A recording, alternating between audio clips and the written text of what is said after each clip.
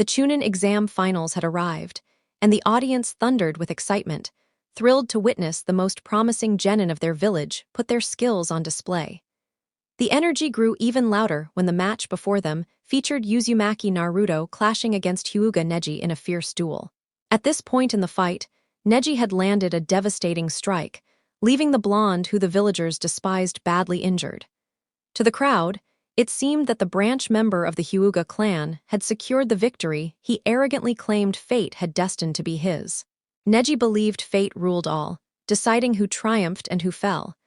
But if there was one thing Uzumaki was known for, it was breaking chains others thought unbreakable, including fate itself.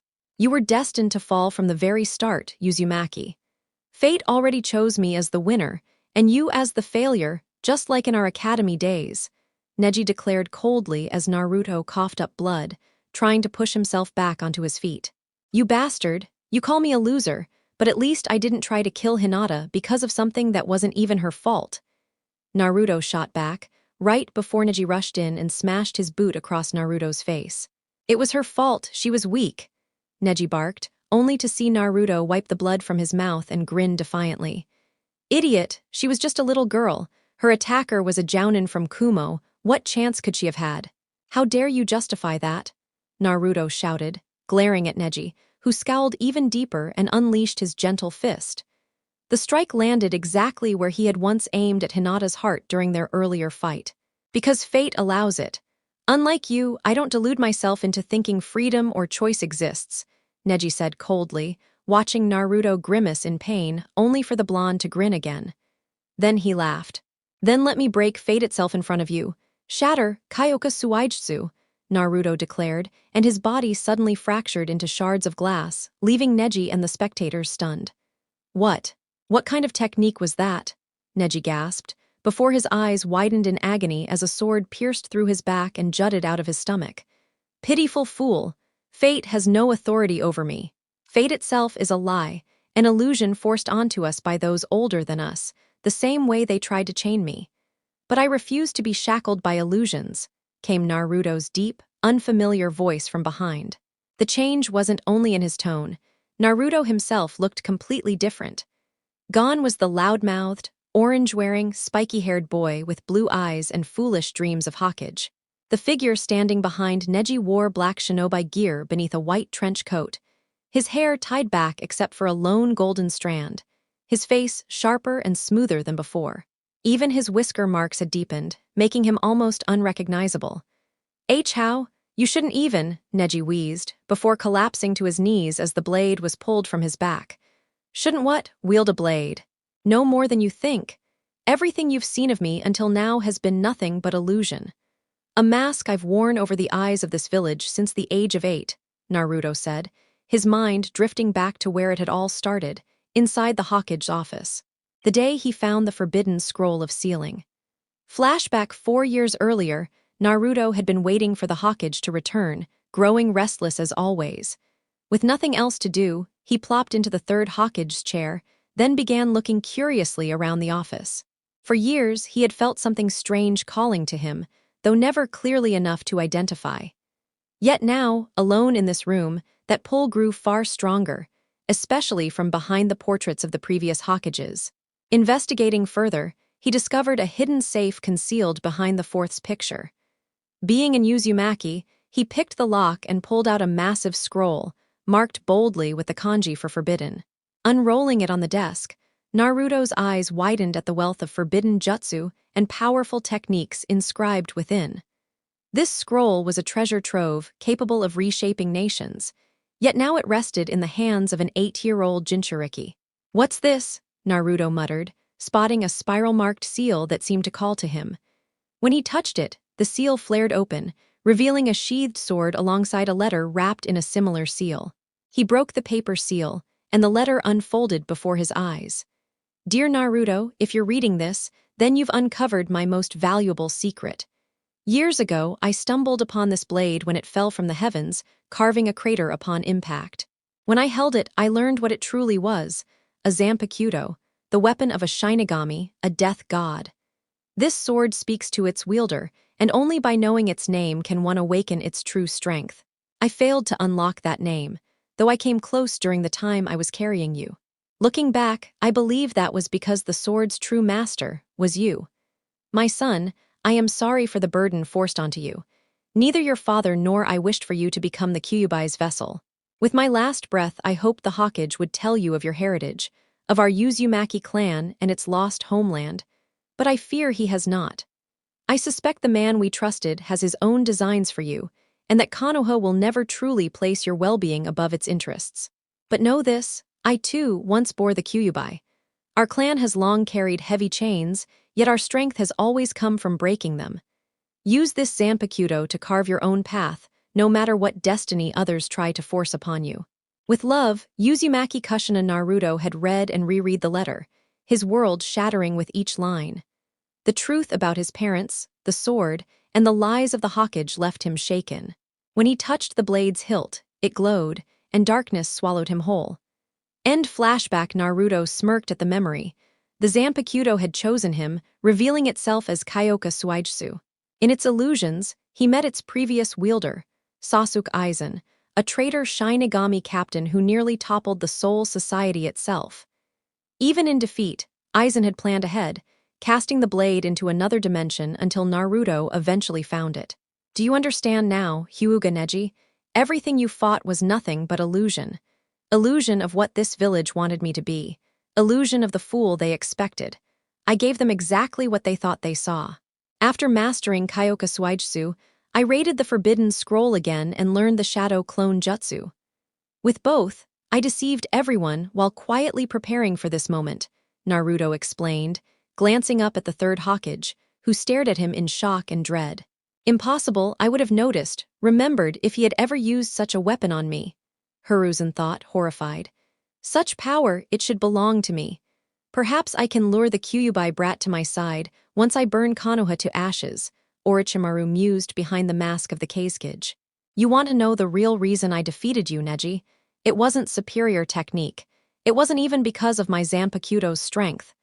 The truth is, I turned your own arrogance against you. That pride you cling to as a Hyuga bound you to fight in a rigid, predictable way. The entire Hyuga clan depends on the same moves, Gentle Fist, Kaiten, and the Byakugan, to anticipate long-range threats before they land. That's all, but even the Byakugan has a flaw. And once I figured that out, all I had to do was exploit it, Naruto explained, pacing slowly around the battered Hyuga, Zanpakuto still drawn as Neji struggled to stand. What are you saying? The Hyuga style has no weakness. Neji shot back, leaping forward to attack again. There it is again, your clan's pride blinding you to reality. It makes you lash out whenever someone exposes the truth. Bakuto 1, Sai, Naruto declared, thrusting a hand toward him. In an instant, Neji was slammed face first into the dirt, wrists bound behind him by invisible force. What? What is this sorcery? Neji demanded, glaring up at him. Another example of my power, Naruto replied calmly. In truth, it was knowledge passed down from Aizen, stored within Kyoka Suijutsu, unlocking its lessons once its name was spoken. Naruto had spent his time diligently studying Aizen's mastery of Kaido. While he had yet to perfect every spell, his progress was undeniable. Coward, Neji spat, only for Naruto to stop mid-step and glance down at him. Coward, that's a poor choice of words for this situation, Neji. You call me a coward, yet look at what you did. Isn't this the same way you left your cousin a month ago? Beaten, bloodied, writhing in pain, just like you now. You mocked her, called her weak, pathetic, but unlike you, she still stood up to keep fighting. That takes real bravery.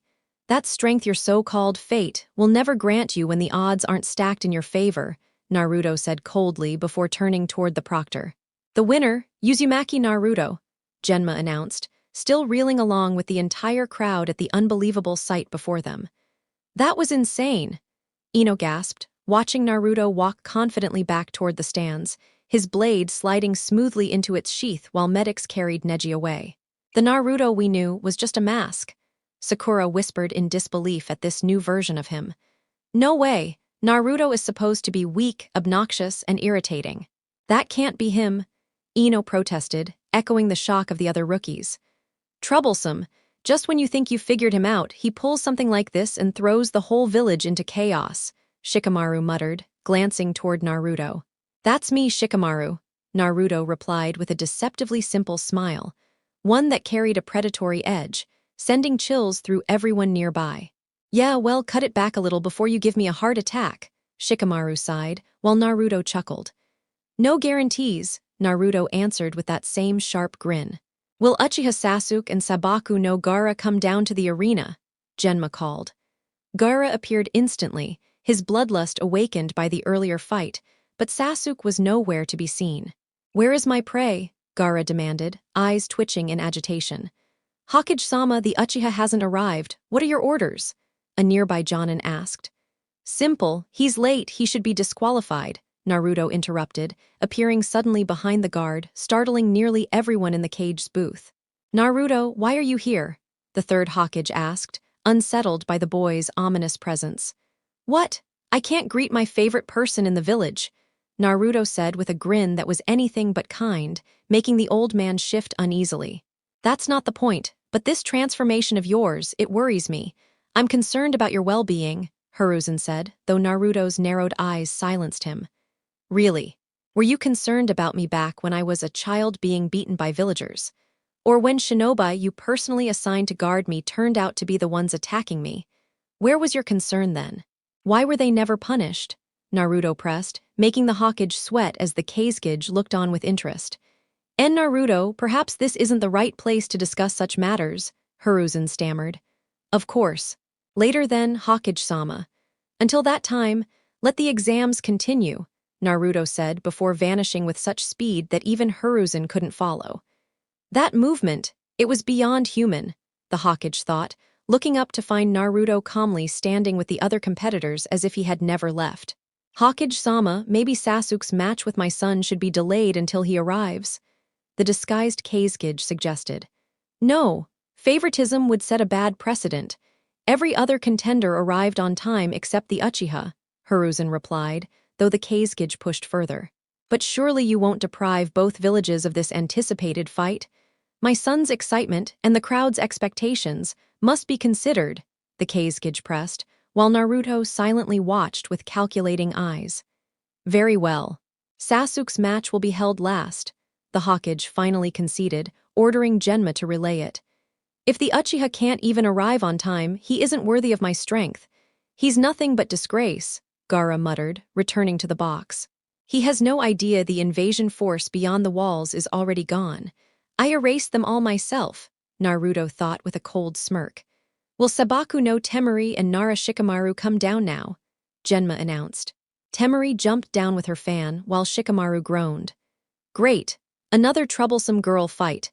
If I refuse, I'm a coward, but if I fight, it's too much effort.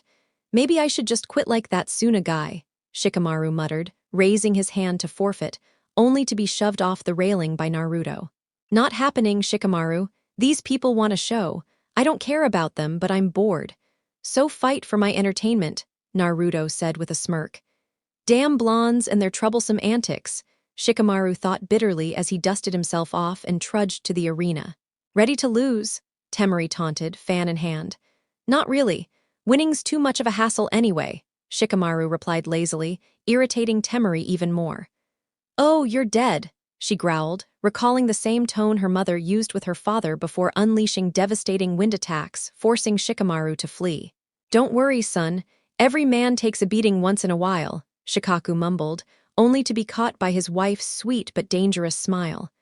What was that, dear? Yoshino asked pleasantly. Nothing, Shikaku blurted instantly, knowing survival meant silence. Good boy, she replied, though the look in her eyes promised consequences later.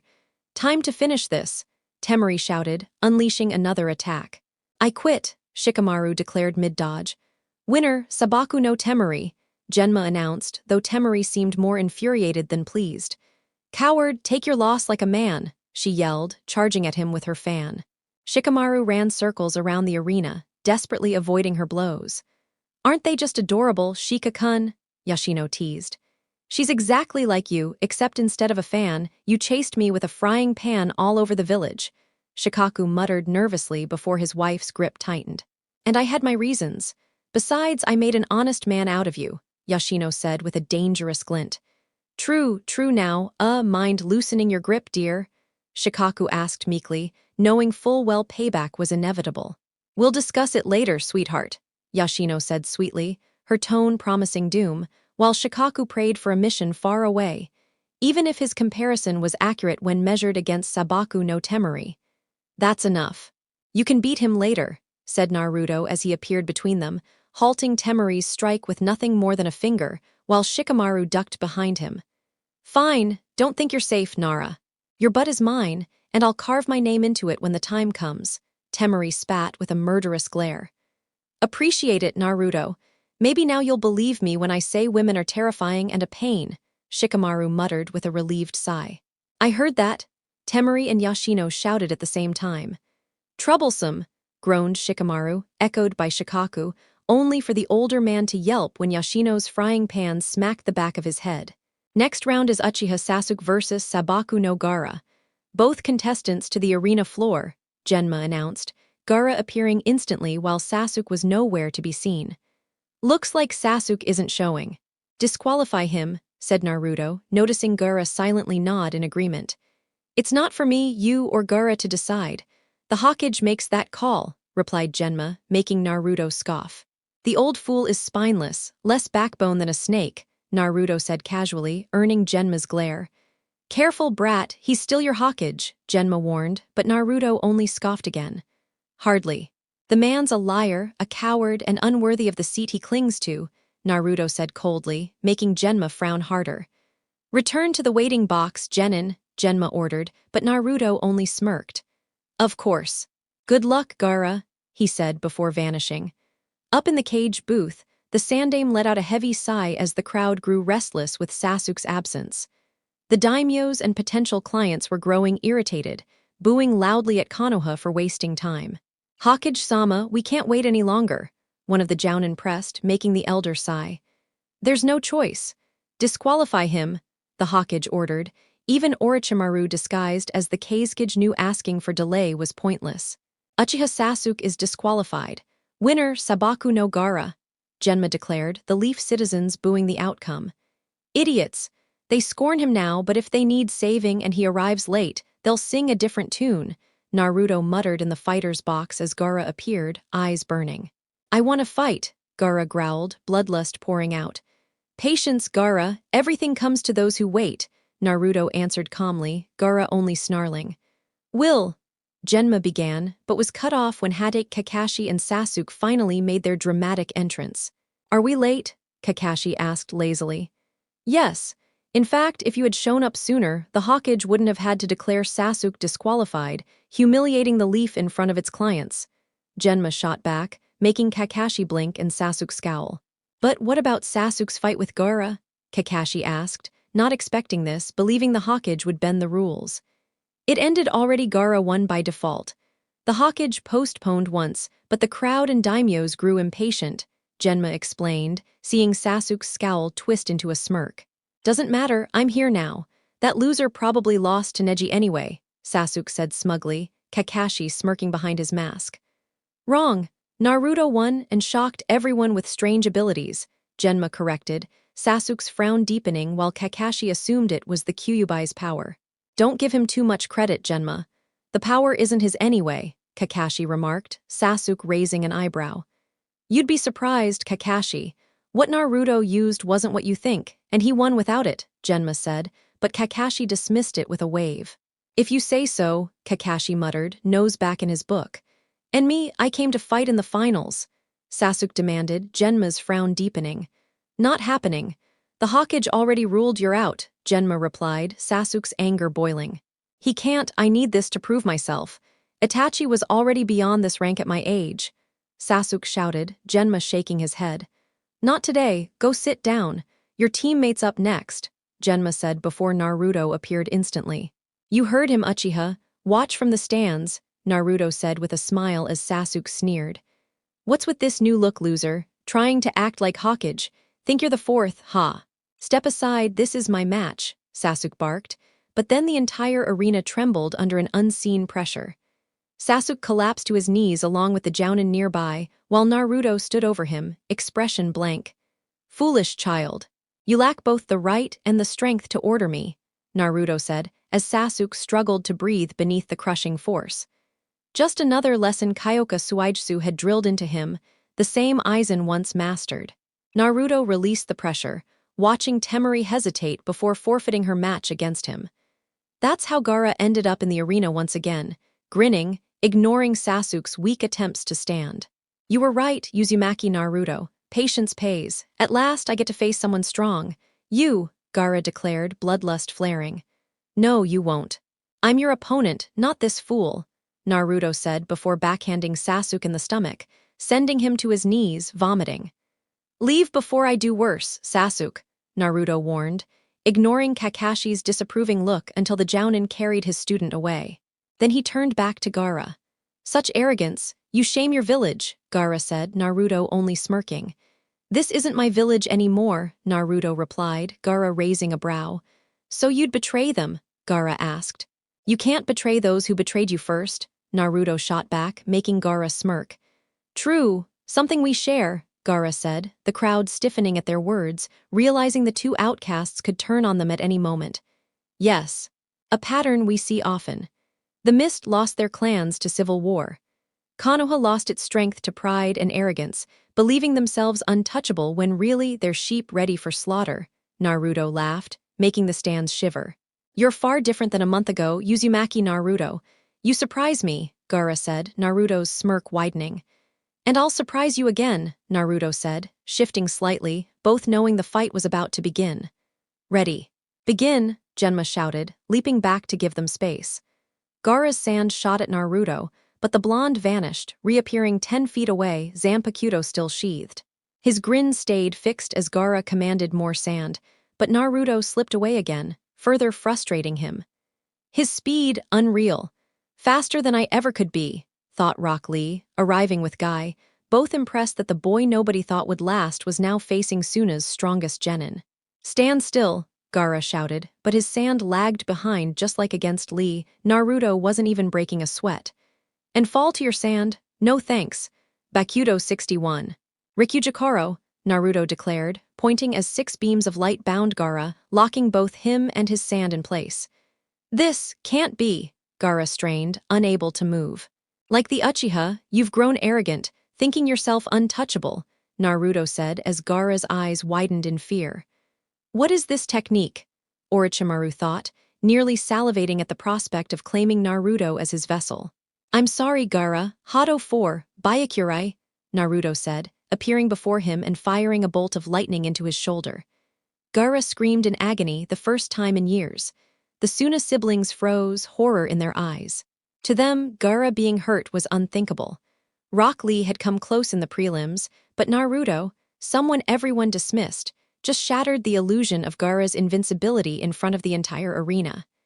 My blood.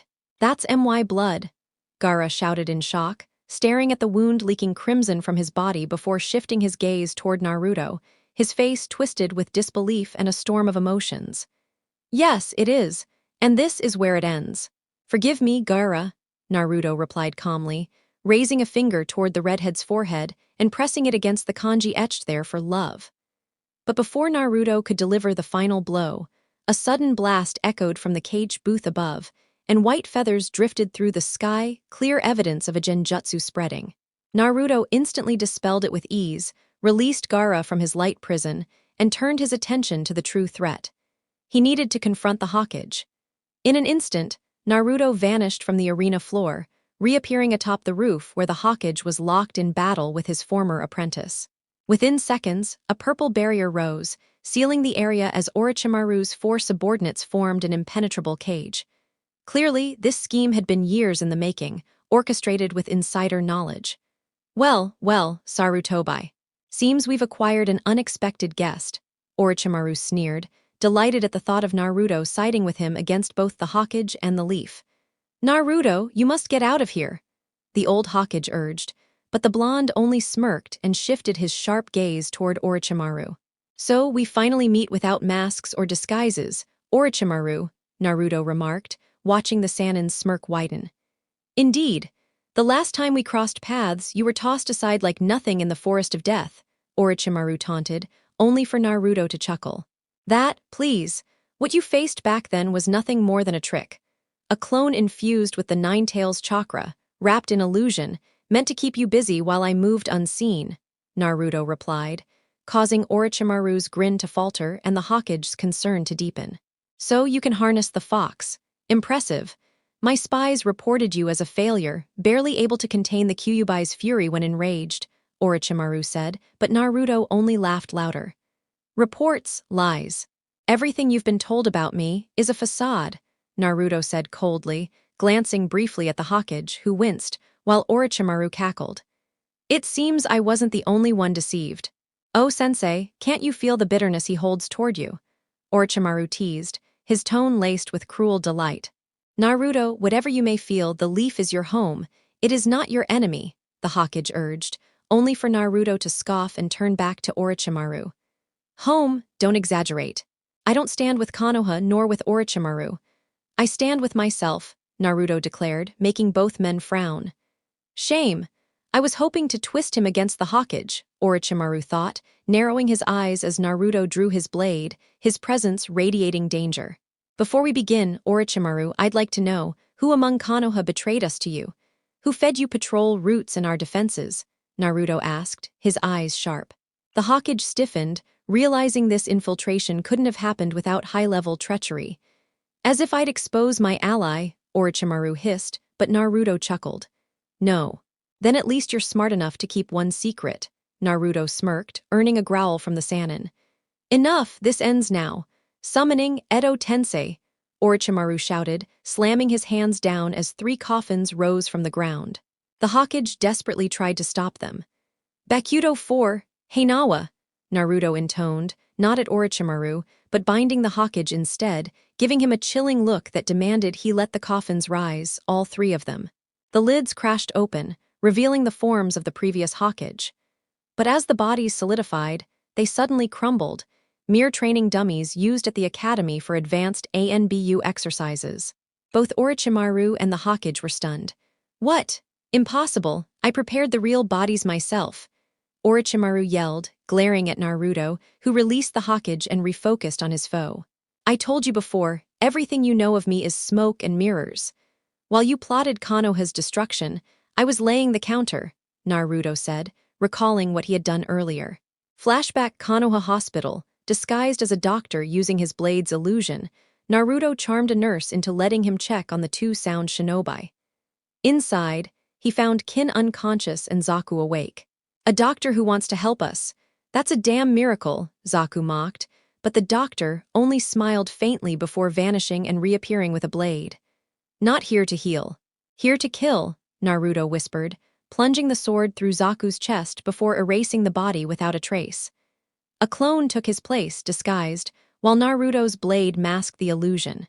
Then his gaze fell upon Kin, who had just woken, trembling in terror. Please, don't kill me. I'm sorry about the Forest of Death, she begged.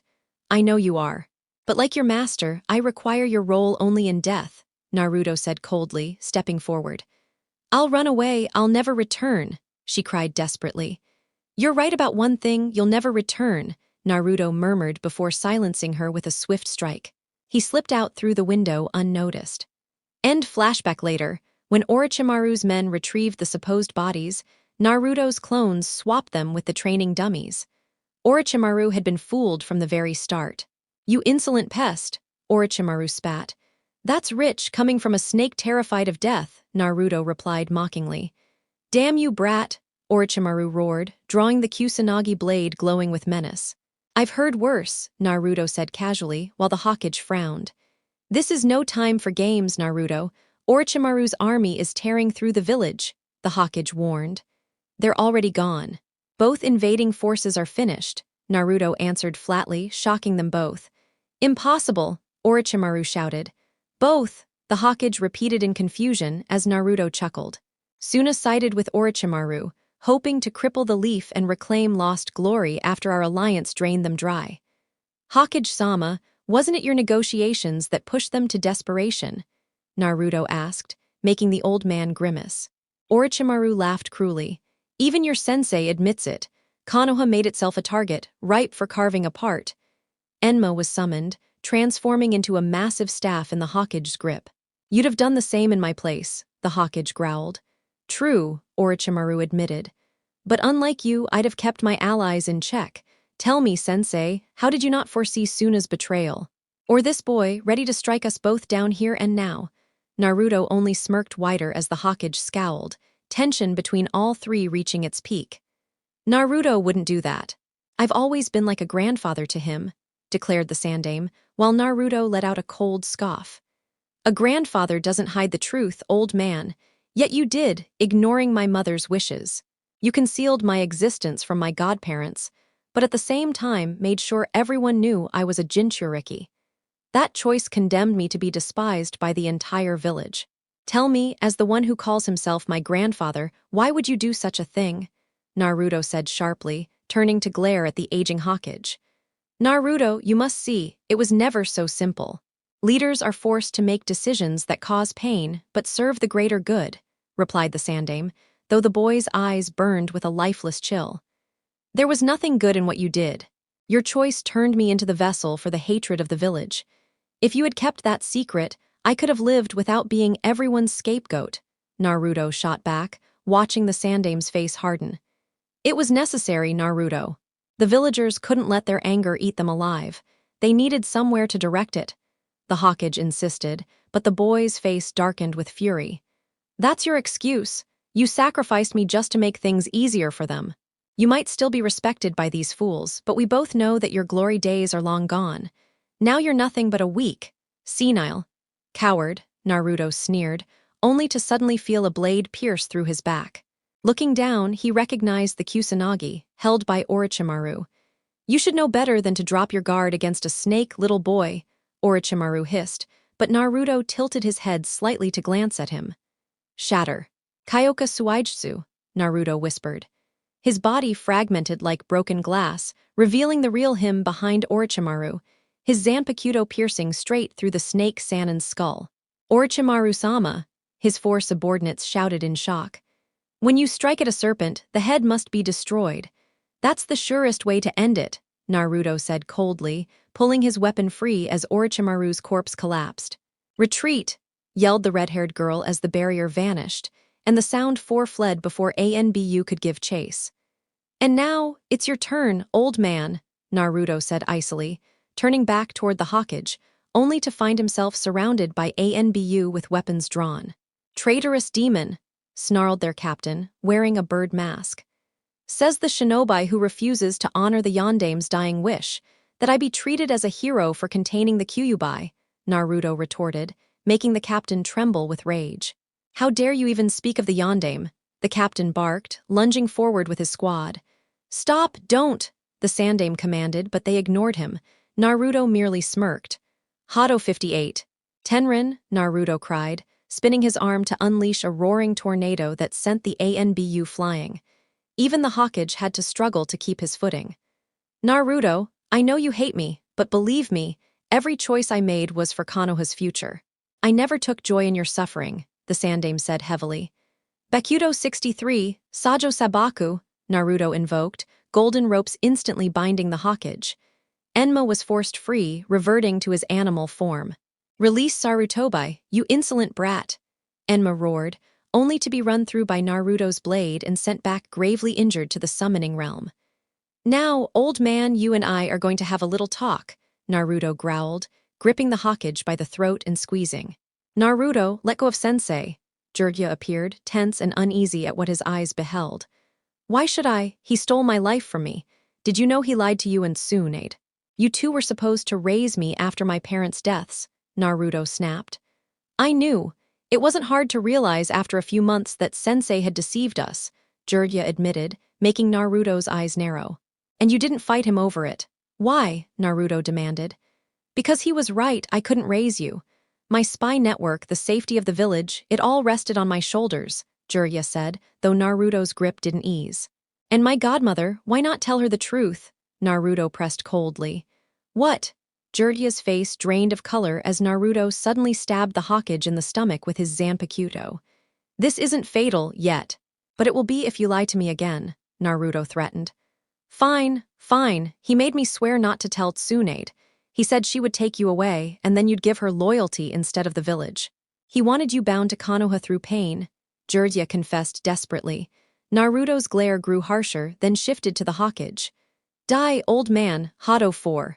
Byakurai, Naruto said coldly, stabbing him once more before pressing a glowing finger to the Sandame's forehead. A searing bolt of lightning ended the Hokage's life instantly. "No!" Jiraiya screamed, watching his master collapse lifelessly as the binding spells dissolved. "I've wasted enough time here," Naruto said, turning to leave, but Jiraiya blocked his path. "Don't move, Naruto. You're under arrest for murdering the Sandame Hokage," Jiraiya declared grimly. "My actions were justice. I executed a traitor to my family. You betrayed us too," Naruto said, making Jiraiya flinch. "I regret it, but that doesn't excuse murder," Jiraiya barked. "That's the difference between us, Iro Sennin," Naruto smirked, before vanishing in a blur. Jiraiya cursed as two hidden figures, unseen until now, disappeared as well to join Naruto. Outside Konoha, "Is it time, Naruto-sama?" asked a masked figure with a soft female voice. "Yes, Haku, stage 1 is finished. Where are Anko and Hinata?" Naruto asked, glancing to his right as the two girls appeared. "We're here, Naruto-sama," said Hinata, shedding the false persona of a timid weakling who had supposedly lost pitifully to Neji. That frail version was only an illusion crafted by Naruto's Zanpakuto, while the real Hinata had trained in secret under his guidance for years, growing sharper, stronger, and fiercely loyal to him above clan or village. "And Zabuza, how's he handling Whirlpool?" Naruto asked. "He despises the paperwork," Haku replied with a small smile. "As expected," Naruto smirked. During those 2 years, Naruto had been assembling followers in secret, building his power base in Whirlpool. There he gathered survivors of Mist's clan purges, including Zabuza and Haku, who the world still believed had perished at the Wave mission. The so-called burial had only been another illusion. Team 7 never suspected a thing. "Good. We leave for Sound. Orochimaru's lair should be stocked with things worth taking. And if luck is with us, a few new recruits as well," Naruto said, vanishing with his allies. "It'll be fun raiding that snake's nest. Though we'd best hurry. Jiraiya will no doubt head there soon too," Anko muttered darkly. She, unlike Hinata, had joined Naruto after he rescued her from abuse at the hands of fellow Leaf Shinobi. They had sought to use her body as punishment for her teacher's crimes, until Naruto's illusions turned the tables and gave her vengeance. In truth, the squad of Jounin stationed near Anko had been viciously cut down, their bodies scattered lifeless around her, while she stood unharmed, kunai in hand, wearing a sly grin. The unlucky man soon experienced the cheapest and most agonizing gender switch imaginable before being disposed of, leaving Anko, now acting as Naruto's inside source on certain matters within the Leaf, to tie up loose ends. With Orochimaru now gone, her reason for remaining in Konoha had vanished, and she chose to follow Naruto toward Whirlpool, just as he had promised.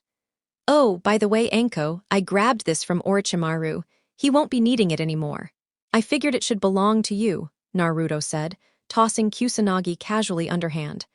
Anko caught it effortlessly, examining the legendary blade with keen eyes. "A weapon like this deserves a new identity." "I already know the perfect one," Anko replied, her words earning a raised brow from Naruto. "And what will you call it?" asked Naruto, watching her smirk while her gaze shifted from him to the sword.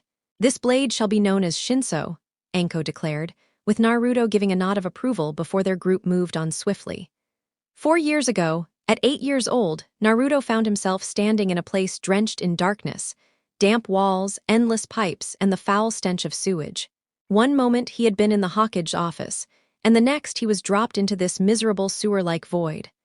"Welcome, kid. You've arrived sooner than I thought," came the deep, sinister voice of the Kyuubi, its massive form lurking behind the bars of the fourth seal. "Kyuubi?" Naruto asked, seeing the beast grin with satisfaction. "Surprised? Those fools label you as simple-minded, but I know the truth. I placed a veil over their eyes since it was only fair after the one they tried to place over you, hoping to shape you into their obedient pawn," the fox explained, seeing Naruto's face twist at the memory of that cursed letter he'd uncovered. "Why am I here? I touched that sword on the desk and suddenly ended up here talking to you," Naruto pressed, earning an even wider grin from the fox. While I'd love to take credit, the true culprit is over there. He has quite the tale to tell, Kyuubi replied, turning Naruto's attention to a cloaked silhouette at his left. Greetings, young one. You and I have much to discuss, said the figure, his voice flowing like clear water, smooth as the finest silk. And so began Naruto's tutelage under Kyoka Suijutsu. The Zanpakuto's training was merciless, starting once they managed to deceive the Hokage upon the third's return. The old man had discovered Naruto collapsed in his office, clutching an unfamiliar sword from the sealing scroll. But before Hiruzen could pry it away, Naruto awakened, following Kyoka Suijutsu's advice and casting an illusion over the Hokage by presenting the blade in plain sight. Their lessons remained hidden, the Zanpakuto first guiding Naruto in his mind, before the boy tested his powers outside. Even an illusory version of Aizen himself appeared as part of the training. Slowly, Naruto learned how to weave Kyoka Suijutsu's deceptions, applying them one day at a time. The process was grueling, for an entire village full of shinobi was no small audience. He alternated between ensnaring small groups and unsuspecting individuals, steadily perfecting his illusions. Present day, the unexpected death of the third Hokage threw Konoha into chaos. The village was sealed down, and even noble clients, including the daimyo, were forced to remain until order could be restored.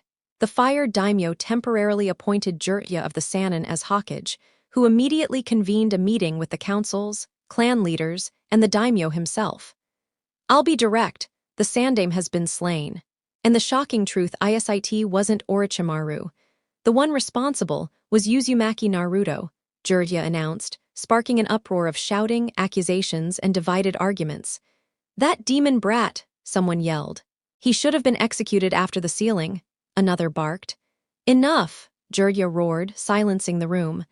But Jiraiya-sama, the boy is too great a threat. We should kill him before he escapes too far, Himura insisted. Jiraiya shook his head and instead addressed the daimyo. Daimyo-sama, I recommend sending ANBU, not to confront Naruto, since he would cut them down easily and weaken us further. But for another mission, Jiraiya explained, watching the daimyo fan himself with curiosity.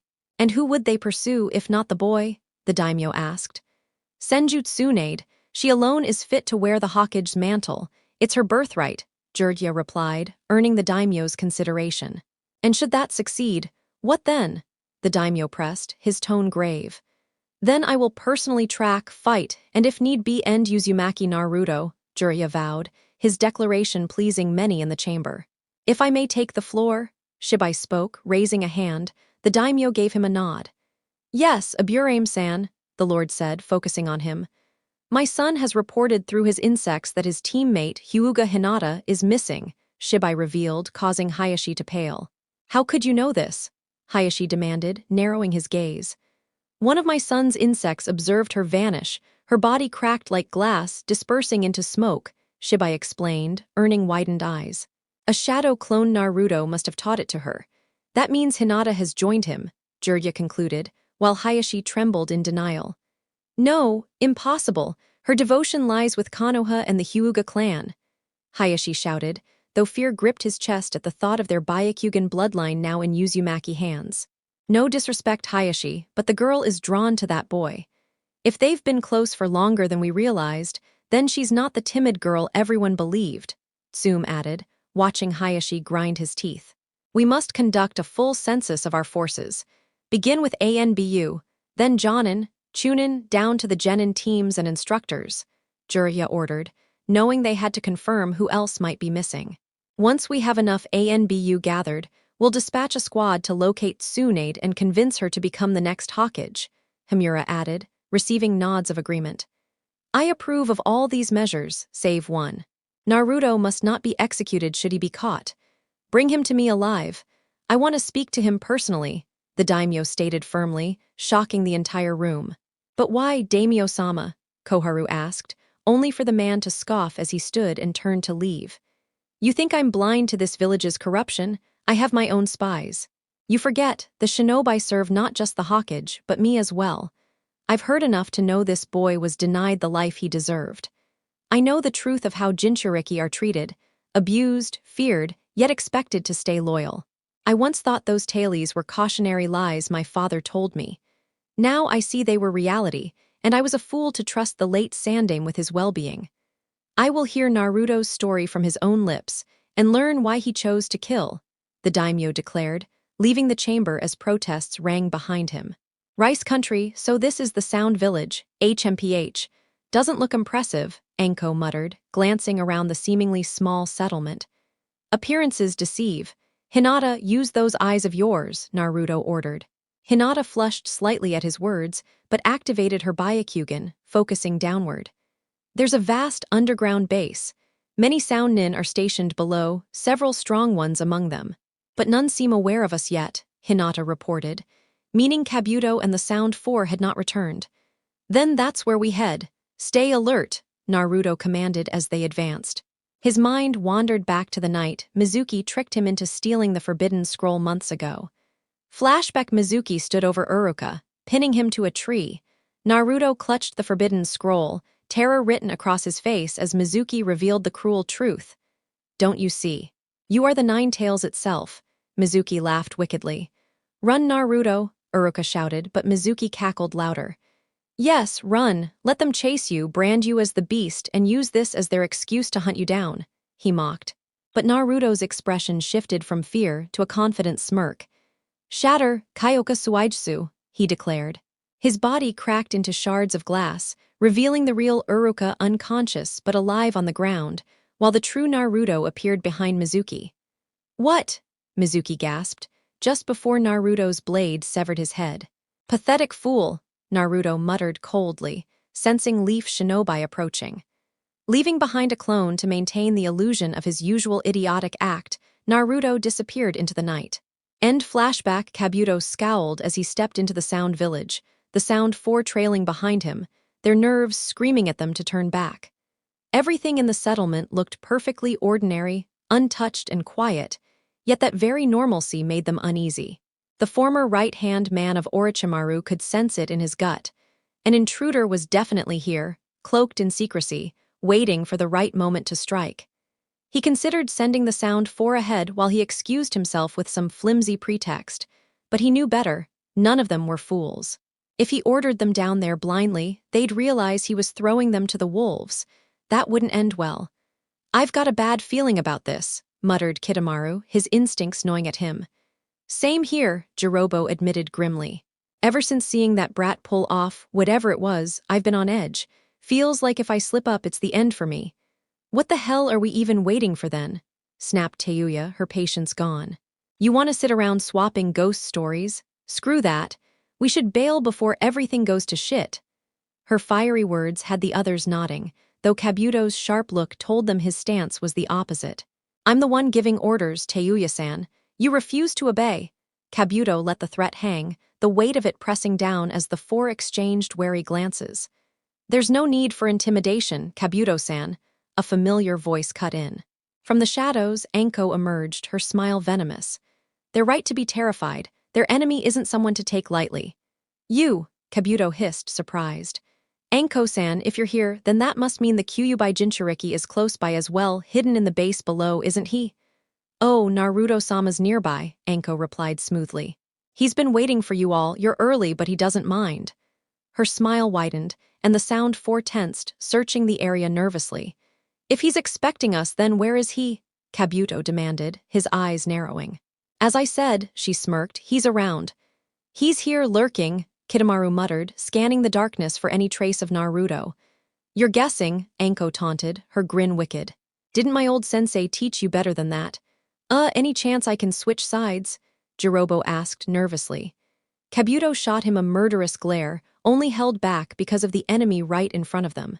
That depends on what you're worth, Anko teased, keeping her eyes on Kabuto. Our loyalty and abilities, Jirobo blurted before Sakin punched him hard. Shut it. I'm not pledging myself to that brat.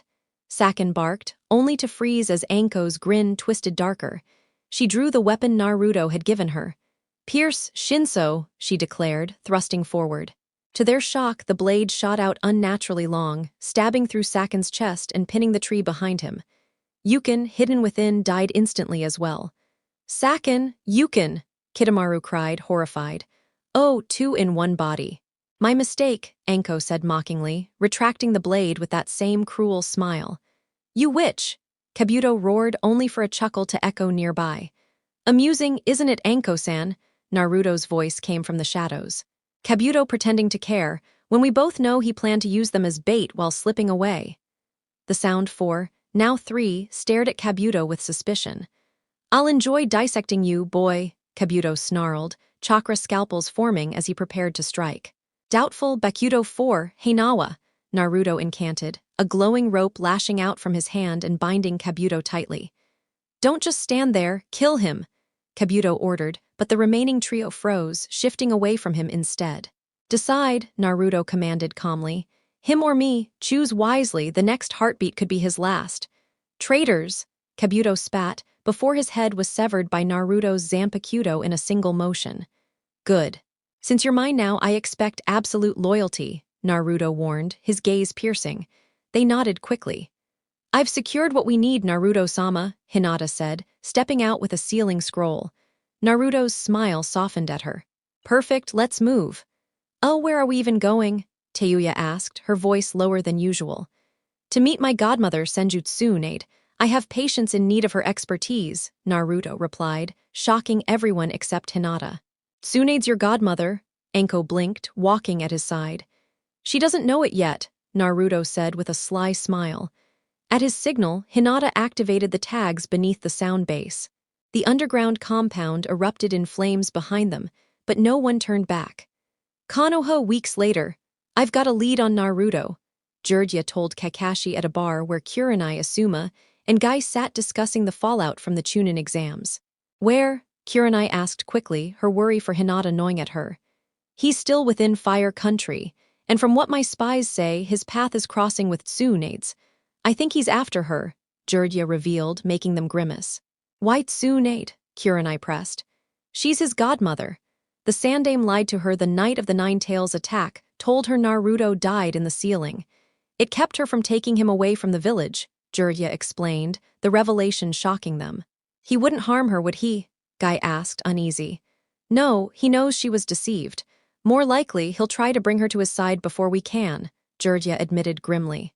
When do we leave? Kakashi asked, only for Jiraiya to shake his head.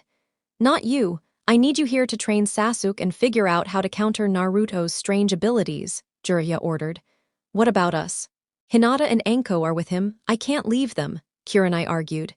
You and your team, along with Guys, are with me. I need strong trackers and fighters, Jiraiya confirmed.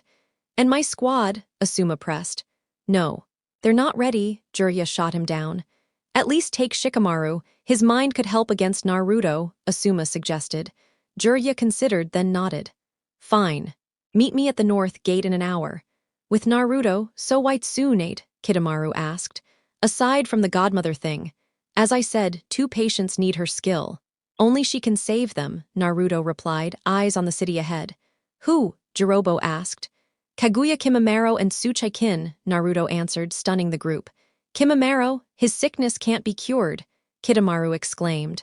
And Kin, she was a sacrifice, we saw it happen, Teuya added in disbelief. The ritual failed. Kin lives, though barely. My blade brought her close to death, but Tsunade can pull her back, Naruto explained, leading them toward the bar district where the legendary Sannin was rumored to be. Do you even know what she looks like? Kidomaru scratched his head. Idiot, Orochimaru described her plenty. Old blonde drunk with big tits who can't stop gambling, Teuya snapped, only to get smacked in the face by a sake bottle. Who the hell are you calling an old blonde hag, you red-headed brat? Slurred a busty blonde woman a few rows ahead, glaring with tipsy defiance. Who the hell are you calling a red-headed whore, you shriveled old hag? Teuya snapped back, furious, brushing off the shards of a smashed sake bottle that had hit her. Say that to my face, brat, the blonde woman roared, slamming her fist onto the table while her companions struggled to hold her back. I'd try, but by the time I got there you'd probably be 6 feet under from old age, Teuya retorted, watching the woman's cheeks flush even darker. What did you just say? The blonde growled as Teuya glared back with equal anger. Enough! I didn't come all this way to watch you 2 bicker like children. I came to speak with Tsunade in a civil manner. You're making that difficult, Teuya, Naruto's sharp tone cut through, and the redhead froze, paling at his seriousness before backing off in fear. "That's her. Doesn't seem like much," Jirobo muttered to Kitamaru, who quickly elbowed him and told him to shut his mouth. Orochimaru always feared Tsunade's strength. "He had good reason for that," Anko commented, recalling her former master's caution, which made Orochimaru's old guards realize that appearances weren't everything. "So, what's your business with me, brat?" Tsunade asked as she sat down again, glaring at the redhead until Naruto signaled her to sit elsewhere. Then he took a seat across from the busty Sannin. "I need your expertise. 2 people require treatment. One needs their injuries healed, the other cured of illness," Naruto stated calmly, catching Tsunade's raised eyebrow. "I'm off duty and already half drunk. Try tomorrow," she replied, reaching for another cup of sake, only for Naruto to snatch it and crush it in his hand. "You don't have a choice. The wound that girl has is fatal if ignored, and to abandon her would go against the oath you swore as a healer," Naruto said firmly, making her glare. "I always have a choice. Shizune can handle it, she's my apprentice and more than capable," Tsunade countered, earning a sharp scowl from Naruto. "No, I want you. I know you can sober yourself in seconds if you wish. Don't think I'm some clueless kid who'll just bend to your whims about who lives or dies," Naruto shot back, eyes locked on her. "And how would you know anything about me, brat? I've had stalkers before, but none your age." "Frankly, it's unsettling," Tsunade replied, suspicious. "Don't flatter yourself, Tsunade. You're not my type. Besides, getting involved with my own godmother would be disturbing, don't you think?" Naruto smirked, while Hinata beside him frowned. "Godmother? To you? Since when?" Tsunade asked sharply, recalling how the Sandaime once told her the baby she was named guardian of had died the night of the sealing. "Since the day the Kyuubi attacked. Since the day my mother gave birth to me and sealed the fox inside me." "Ring any bells?" Naruto said coldly. Tsunade's eyes narrowed before she lunged forward, grabbing him by the throat and pulling him close. Hinata reacted instantly, her Byakugan flaring as her sword pressed against Tsunade's throat, ready to strike. But Naruto calmly lifted a finger, touched the blade, and gently pushed it away. "My godson is dead," Tsunade hissed, glaring into his eyes. "According to who?" Naruto asked, unflinching. "My mentor, the Sandaime Hokage," she replied, only for Naruto's smirk to deepen. "Correction. The late Sandaime Hokage," he said, making her eyes widen. "You're lying," Tsunade spat, but Naruto's expression never wavered. "I killed him myself, just like I did Orochimaru," he said coldly. "You little bastard, I'll beat you into the ground," Tsunade whispered furiously. "Before you try, you'll want to hear a story, one that connects directly to your precious Sandaime," Naruto said. "You have 5 minutes. If I don't like it, you're done," Tsunade warned, releasing him and returning to her seat. "After I tell you what the Sandaime really did, I doubt you'll be so eager," Naruto replied as Hinata reluctantly lowered her guard. A few weeks later. How much longer until Kin and Kimimaro are healthy enough to move? You can imagine I'm not exactly welcome in Konoha after what happened during the Chunin exams, Naruto asked while walking with Tsunade, Shizune watching over the patients. "A few more days. Kimimaro didn't take Orochimaru's death very well, you know," Tsunade replied, seeing him nod. "Of course. He tried to attack me the moment he woke, even sedated. Kin was terrified of you," Tsunade added, noticing Naruto's ever-present smirk. Her reaction was understandable. "Thankfully, Teuya was there to calm her down," Naruto said, knowing Kin's trust in her friend kept her from fleeing. "Teuya does remind me of your mother when she was younger, minus the filthy mouth," Tsunade admitted, making Naruto smirk wider. "I'll ask her about my mother someday," Naruto thought as Tsunade drifted toward a bar. Unlike her, Naruto preferred tea. "Naruto," a voice barked, and Jiraiya appeared before him, glaring. "Ah, my godfather, how nice of you to visit," Naruto said with a smile that didn't reach his eyes. "Enough games, Naruto. I know you've been seeking Tsunade. I can't let you poison her mind with your lies," Jiraiya warned, only for Naruto to draw his Zanpakuto, when suddenly Guy and Kurenai appeared, restraining his arm with weapons drawn. "Where are Hinata and Anko?" Kurenai hissed. "Why do you care? You never supported Hinata when her family abused her, nor did you ever stand up for Anko against the villagers. At least Guy has an excuse. He's here to beg for Tsunade's help with Lee's injuries, isn't he?" Naruto shot back. "You're right. I came to ask Tsunade-sama to return and heal my student. But I also hope she'll take the Hokage seat, Guy said honestly. She might heal Lee, but Hokage, not anymore. Not after learning the truth the Sandaime hid from her, Naruto replied with a smirk. You have spoken to her then, Jiraiya said darkly. Yes, she hated me at first for killing her mentor. But once I told her the truth, that he enabled my abusers and let them off easy, her anger shifted, Naruto explained coldly. It had to be done, Naruto, Jiraiya said, his voice heavy. Says a man who was never cornered by a mob wielding broken sake bottles, trying to spill your guts while laughing. It was only a clone they caught, but I lived those memories. And I remember every face, Naruto growled, making Jiraiya flinch while Guy grimaced, recalling that night. I'm sorry, Naruto, but you had to learn humility. To be grateful just to survive each day, Jiraiya insisted. By throwing me into hell, why not let me live a normal childhood? Why not keep the truth secret instead of letting the village spit on me every day for something I never chose? Naruto snapped. That's the way Jinchuriki were treated, Jiraiya muttered. Not my mother, not the Jinchuriki before her. I know because I read her journal, Naruto shot back, watching their eyes widen. Kushina's journal. How did you? Jiraiya began. Oh, I'm sure you were hunting for it too. Just like you always wanted better sealing knowledge to make yourself stronger. You're no better than the Uchiha and their cursed Sharingan, stealing what isn't yours. You disgust me, Naruto finished coldly, glaring at the Sannin.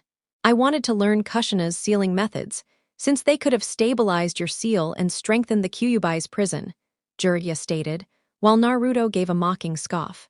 I can't stand being around deceivers, Naruto replied, making Jiraiya's scowl deepen. Regardless of how you feel, we're taking you back to Konoha to answer for the crimes of killing the Hokage and turning against the Leaf, Jiraiya said, only for Naruto to chuckle darkly.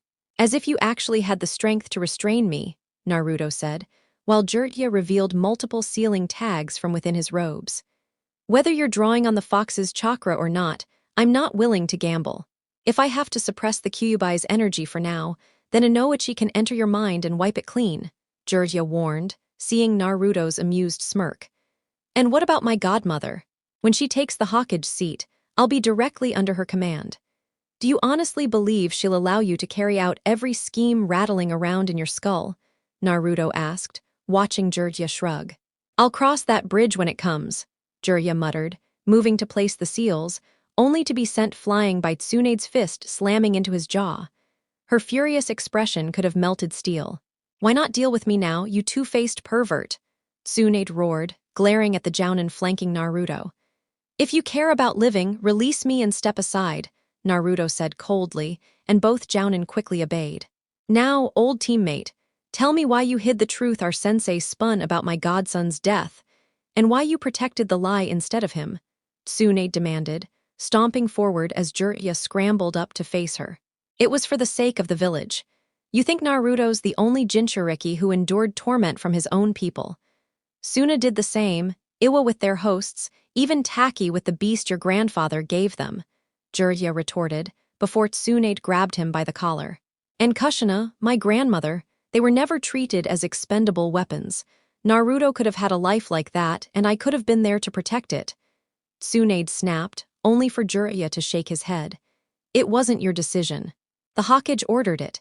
He knew you'd run off with Naruto the moment the abuse became too much, and that would have weakened the village. Like it or not, Tsunade, survival of the Leaf outweighs what you, Naruto, or even Minato wished, Jiraiya said, seeing her eyes flare with rage. My, what a pathetic philosophy. Why do men in power always seek to create suffering just to maintain their grip on it? Anko's voice cut in as she and Hinata approached from behind Naruto. Even worse are the ones who blindly follow, knowing full well it's wrong, Hinata added coldly, her gaze fixed on her stunned teacher. Anko, Hinata, Kurenai breathed, stunned at Hinata's new demeanor. Surprised, Kure-chan. Can't blame you. Serving Naruto of our own will tends to shock people, Anko smirked, while Hinata's glare only sharpened. This has to be genjutsu, Kurenai muttered, attempting to dispel it, only to realize nothing was false. Her friends had truly abandoned Konoha for Naruto. Sorry, Kure-chan. I wanted you with us, but Naruto knew your loyalty leaned too far toward the Hokage. It would have ruined everything, Anko explained, recalling the refusal she'd once received from Naruto. The Sandaime trusted you, Anko. He defended you from the ones who doubted you, just like he did Naruto. Kurenai shouted, anger building. He defended nothing. That old fool painted himself as my savior, just like he did with Naruto-sama. Guess who let the harassment against me happen in the first place? The Sandaime did, Anko spat. That's not possible, Kurenai whispered, as even Guy looked shaken. Oh, but it is, Yuhai Kurenai. The Sandaime was guilty of much, and the rest he allowed in exchange for favors. That's the truth, Naruto said coldly, meeting her glare. The Sandaime Hokage was a great man, Kurenai said firmly. Perhaps once, but age turned him into a politician, spineless and weak. Unlike my father, he couldn't uphold his duty. The man I killed wasn't a Hokage anymore, just a husk clinging to power. I did him a mercy, Naruto answered, his tone sharp. Kurenai, trembling with rage, lunged with a kunai only to have Hinata block her arm and press a stinger-like blade against her throat. Pierce all foes, Suzumabachi, Hinata whispered as her sword transformed, leaving Kurenai frozen. What? Kurenai gasped, while Anko slid behind Guy, her weapon at his back. Surprised, Hinata's training wasn't just taijutsu. I infused my power into her blade, creating a Zanpakuto, her true extension, Naruto said, watching their shock. It suits her perfectly, swift, merciless, and deadly, Anko added with a wicked grin. And you, Anko, wield Orochimaru's stolen blade. I reforged it into your own Zanpakuto. Fair's fair, Naruto said, making Kurenai pale at the sight. Enough distractions. I still have to handle the traitor I once called a teammate. Tsunade growled at Jiraiya. We need you, Tsunade. Konoha needs you. Become Hokage and you can change things. The daimyo may even pardon the boy if we return him, Jiraiya urged. Do you take me for a fool? Marching back into Konoha with Naruto and his followers would only trigger a trap. They idolized the Sandaime, but we both know the truth. He was no saint. He became a martyr so they could justify hunting Naruto, Tsunade spat. Ignore him, Tsunade. We have greater priorities, Naruto said calmly. You're lucky he's right. I don't care about being Hokage or about shinobi who abandoned my godson. Go tell those villagers they can shove their offer. My loyalty is to my family, the family they betrayed, Tsunade declared, making Jiraiya's eyes widen. You're Uzumaki on your grandmother's side, Jiraiya muttered as Tsunade smirked. Exactly. Naruto may be the last Uzumaki alive, and I'll be damned before I let the leaf steal him from me, she swore. Then your status as Sannin will be revoked. You'll be branded a missing nin like Orochimaru, Jiraiya warned. Then let them come. I'll crush every hunter nin they send, piece by piece. Tsunade snapped before smashing Jiraiya through the air with another devastating punch. Tell your genin and Shikamaru that if they stand in your place, I'll have no choice but to kill them, Naruto said quietly, his eyes briefly sad. You wouldn't dare, Kurenai gasped. If it comes down to it, Naruto answered coldly, and the two jounin fell silent. There's no need for worry, Naruto-sama. I knocked them unconscious before I arrived. They never even saw me, Hinata said proudly. I would have helped, but Hinata was too quick. Shinso wanted blood today, but she didn't leave me a chance, Anko giggled darkly. Well done, both of you, let's move. We've got preparations to make, Naruto said, and the group turned away, leaving the leaf jounin frozen in shock. Not too distant. So that's the kid, huh? Fascinating. What do you think, Itachi? Asked Kasame, watching the infamous Uchiha who had butchered his own clan, his gaze fixed on Naruto with cold calculation. It was clear to Kasame that Itachi wasn't going to make a reckless move. Stay sharp, Kasame. Naruto isn't as isolated as we expected, replied Itachi, noticing his partner smirk and adjust the grip on his massive blade. Yeah, but that only makes it more entertaining. You know how I despise dull encounters, said Kasame, his shark-like grin widening, while Itachi simply gave a quiet sound of acknowledgement, well aware of Kasame's brutal tendencies. Be careful when engaging him. If the rumors are accurate, Naruto took down both Orochimaru and the third Hokage, warned Itachi, his words making Kasame's grin grow even larger. I'm aware. Still, don't be surprised if I decide to lop off an arm or two to make it easier, replied Kasame, while Itachi remained silent. Justice must be delivered to those who have sinned. The sooner, the better, Itachi thought grimly. His life had been ruled by the belief that punishment should always strike the corrupt, a principle that had guided him the night he slaughtered his clan years ago. It wasn't for Konoha, nor for the Hokage, nor even himself, despite the words he had given Sasuke during that cruel genjutsu. Itachi's hand was driven by justice, cutting down those who tried to escape it, just like the Uchiha who betrayed Uzumaki Kushina.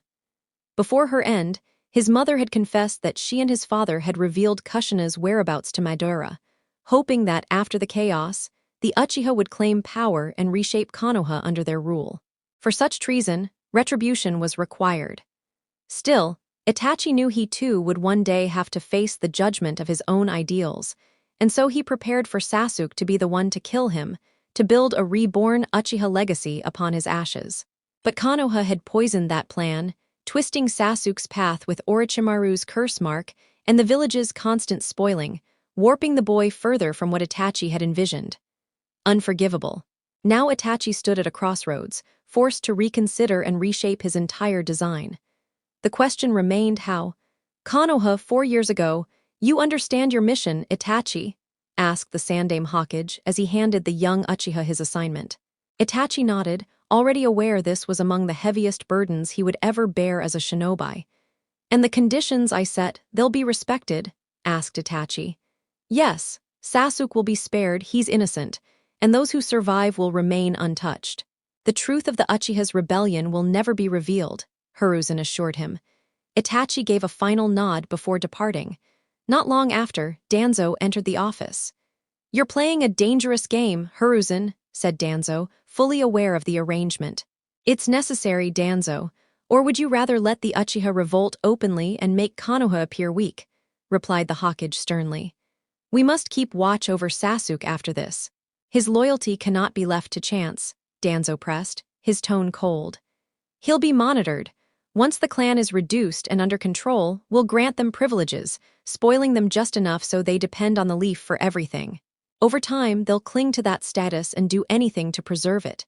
If they ever aim to rise beyond their station, we'll discover incriminating evidence and drag them down," said Hiruzen, his eyes narrowing. "You're assuming future Hokage will uphold this policy," Danzo pointed out. "I'll ensure it becomes a hidden condition for every successor to accept," the old Hokage smirked. "And if one refuses, then they'll be sent on a mission to reflect and suffer an unfortunate accident. The secrets will die with them," said Hiruzen, his expression dark. "If Itachi ever uncovers this, he'll see it as corruption of his justice and turn against us," Danzo warned. "He won't. His love for Sasuke will chain him to us, no matter what," the Hokage countered, though Danzo remained unconvinced.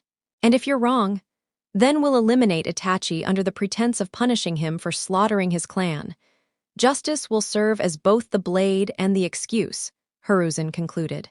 Itachi's devotion to justice was unmatched, stronger than any craving, stronger even than his quiet fondness for sweets. Justice was his guiding star, the force that had carried him from genin to ANBU captain, the prodigy everyone claimed would surpass all expectations. Some even whispered he might become Hokage one day. But to Itachi, justice did not live in Konoha, and he saw clearly that the Hokage was denying it to Naruto. He had witnessed Naruto's mistreatment, even stepped in secretly to protect the boy while hidden behind an ANBU mask, concealing his identity from those who despised the child, including fellow shinobi. Itachi had intended to watch over Naruto whenever he could, but Hiruzen had discovered his hidden role, and meanwhile, the Uchiha clan's discontent grew. Diplomacy failed, demands piled high. The Hokage's patience wore thin. Unnecessary evil was declared, and so, with heavy reluctance, Itachi accepted the order. Exterminate the Uchiha. When the night of reckoning came, Itachi knew he would need help. That was when Madara appeared, prying into his progress and the village's state.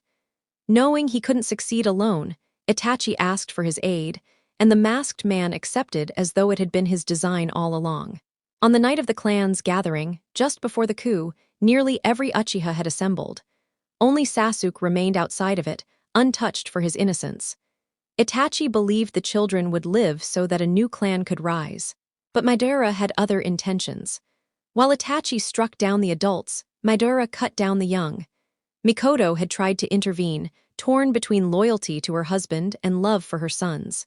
She knew siding with the clan was wrong, but she had silenced herself, bound by duty to her family, instead of warning the Hokage.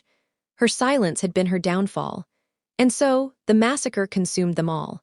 Not that it truly mattered during the so-called slaughter, for it had been her own husband who struck her down, only for Itachi to immediately execute him without hesitation.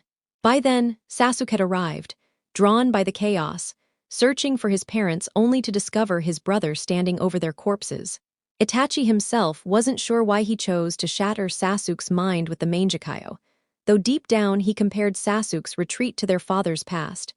Fugaku had once turned away rather than confront a superior foe for Konoha's sake. And to Itachi, that kind of cowardice was intolerable. To him, a true Uchiha must face their opponent with honor, defend the hidden leaf regardless of position or prize, and never abandon that duty.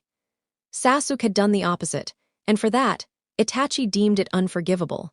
This alone drove him to carve torment and anguish into his younger brother's mind, knowing the boy would one day come for him.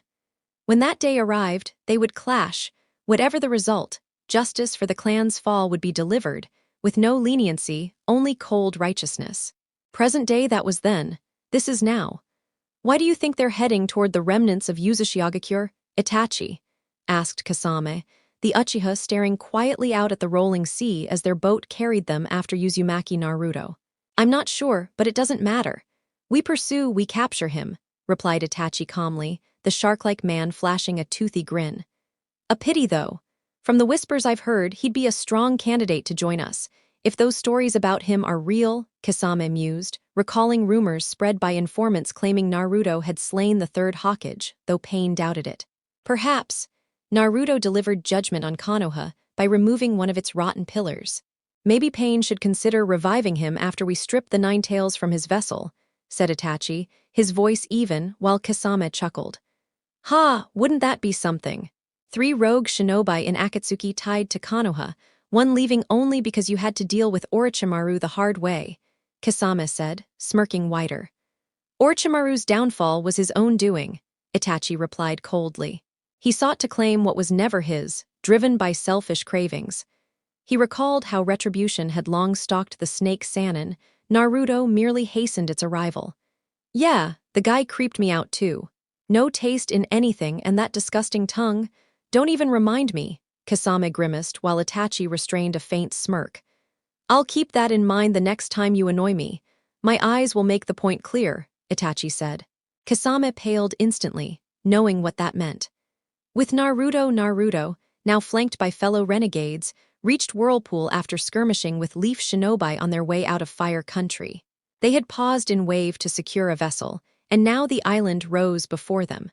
From afar, the land seemed like ruins, but upon docking, the illusion dissolved. Thriving streets and a reborn nation unfolded before them. Tsunade felt her Uzumaki heritage stir at the sight, blood calling to blood. It reminded her of a time when Konoha still held her heart and her loved ones still lived. Grandmother, Kushina, is this the pride you felt for this land when it was yours? Tsunade thought, gazing at the bustling shinobi and civilians alike. For nearly 4 years we've been rebuilding, drawing in people. Many are refugees of the bloodline purge, others are rogues disillusioned by their village's corruption. Civilians came too, cast aside by their lords and wealthy elites. I gave them sanctuary here in Whirlpool, Naruto explained as they passed merchants and busy stalls. Why would their homelands reject them? Asked Shizune, marveling at the variety of goods. The daimyos and nobles bled them dry, showing no mercy to the weak. I simply offered them another path, Naruto answered before his gaze hardened, looking over his shoulder. Something wrong? Tsunade asked, noticing. Nothing serious. Just a matter I need to settle soon. Haku, please escort our guests to the Uzukage, Naruto ordered. Haku bowed and led them toward Zabuza, while Naruto veered off alone. Not far away, 2 figures traded glances, then silently tailed him. Training grounds, Uzumaki Naruto, the shorter figure greeted. The blonde smirked in recognition. Itachi-san, has life as a rogue been treating you well these past years? Naruto asked. Itachi gave a small nod. I endure, but considering your role in killing the third, Konoha now hunts you as they do me, Itachi said while Kasame grinned wider. The old man betrayed me. He earned his fate. And you, of all people, can't dispute that. He and the council twisted your mission when you eliminated your clan, Naruto countered. Itachi inclined his head. The truth of it stung, though he wondered how Naruto had learned. How did you uncover that? Itachi asked. Naruto pulled out a worn journal, the Sandame's personal record, taken before the Chunin exams. The Hokage documented everything, his deeds, his lies, even your sacrifice. He left evidence to damn others or protect himself, Naruto said, recalling the entry where Itachi explained his reasoning. I see, Itachi muttered, fury simmering at the thought of his sacrifice reduced to political ink. Enough chatter. Pain wants him alive, Kasame growled, hefting Samehada. For the 9 tails, Naruto said flatly, making both men's eyes widen. You know, Itachi asked. Naruto smirked. Of course, you want what's inside me, and there's only one thing sealed in me worth such effort. Tell me, Itachi, where's the justice in that? Naruto said sharply. Itachi raised a hand, halting Kasame. What do you mean? He pressed. I mean you're no different than Konoha if you drag me to your leader just to rip the beast from me, only to discard me when I'm no longer useful. Treated like I'm nothing. That's not justice, Naruto said, his tone cutting.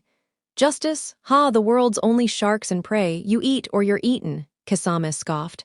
Naruto's eyes shifted to Itachi, expectant. Kasame, Itachi said softly. What? Kasame turned, only to meet Itachi's Sharingan. Goodbye, Tsukiyomi, Itachi intoned. Darkness swallowed Kasame as the sound of steel tearing flesh echoed across the field. You're severing ties with Akatsuki, just like that? Naruto asked. Yes, their vision is not justice. Pain's path is too long, too flawed. I only joined to shield myself from hunters seeking my bounty, Itachi answered. And your eyes. How bad is it? Naruto asked. The 9 tails told you of the curse, I take it, Itachi said quietly. Naruto's smirk deepened. In case I ever face someone like you, Naruto admitted. My sight is nearly gone. Soon I'll be blind, but I care little. Watching the fools of this world smile was never worth the gift of vision, Itachi confessed. Naruto gave a solemn nod and gestured for him to follow toward the Uzukage's tower. Uzukage Tower? So, you're asking to become part of Whirlpool? Tsunade questioned, sitting in her office with Shizune at her side, both women cautious of the Uchiha standing before them after his massacre of his clan. Yes. On record, I am considered a missing nin of Konoha, and will soon be classified as an ex-member of the Akatsuki, once I fail to check in with Kasame. Itachi replied, handing Zabuza a scroll containing Kasame's body and another containing the late swordsman's blade. And off the record, Tsunade pressed, noticing Itachi glance at Naruto, who gave a nod urging him to reveal everything, this apparent confession. I've been acting as a double agent for Konoha. My mission was to infiltrate the Akatsuki, uncover their goals, and learn what they intend with the 9 Biju. Though from my experience, their motives are far from noble, Itachi explained, causing grim looks around the room. They want knowledge of the Akatsuki's schemes, yet at the same time intend to use their strategies to gather the Biju for themselves. Tsunade muttered, earning a confirming nod from Itachi. The tailed beasts were originally under Konoha's care, placed there by the first Hokage himself. Your grandfather spread 8 of the 9 to other nations to avoid united aggression against the village, Itachi said, making Naruto frown, and even the Kyuubi bristled at being treated like an object. And now the higher powers seek to reclaim them all, 9 Jinchuriki, 9 obedient hosts, treated like loyal hunting dogs, Naruto said coldly, his voice laced with restrained rage. What path do you intend to take, Naruto? Zabuza asked. The boy's glare melted into a grin, filled with dark intent. Simple, we'll follow Konoha's plan but on our terms, and with an outcome they never foresaw, Naruto declared, drawing everyone's focus. You want to gather the Jinchuriki here? Even Yagura? Zabuza asked, receiving a firm nod from Naruto. Whirlpool will not treat them as weapons but as individuals. Unlike the Akatsuki, they'll be given the freedom to choose. If they decline, we'll still keep watch and support them when the Akatsuki eventually comes. Regarding Yagura, I believe his actions are not his own. There's something unnatural there. If I'm mistaken, he will be dealt with, and the standby handled when it reemerges after his death, Naruto explained, earning approving nods. There is another matter. Uchiha Madara orchestrated the Kyuubi attack years ago.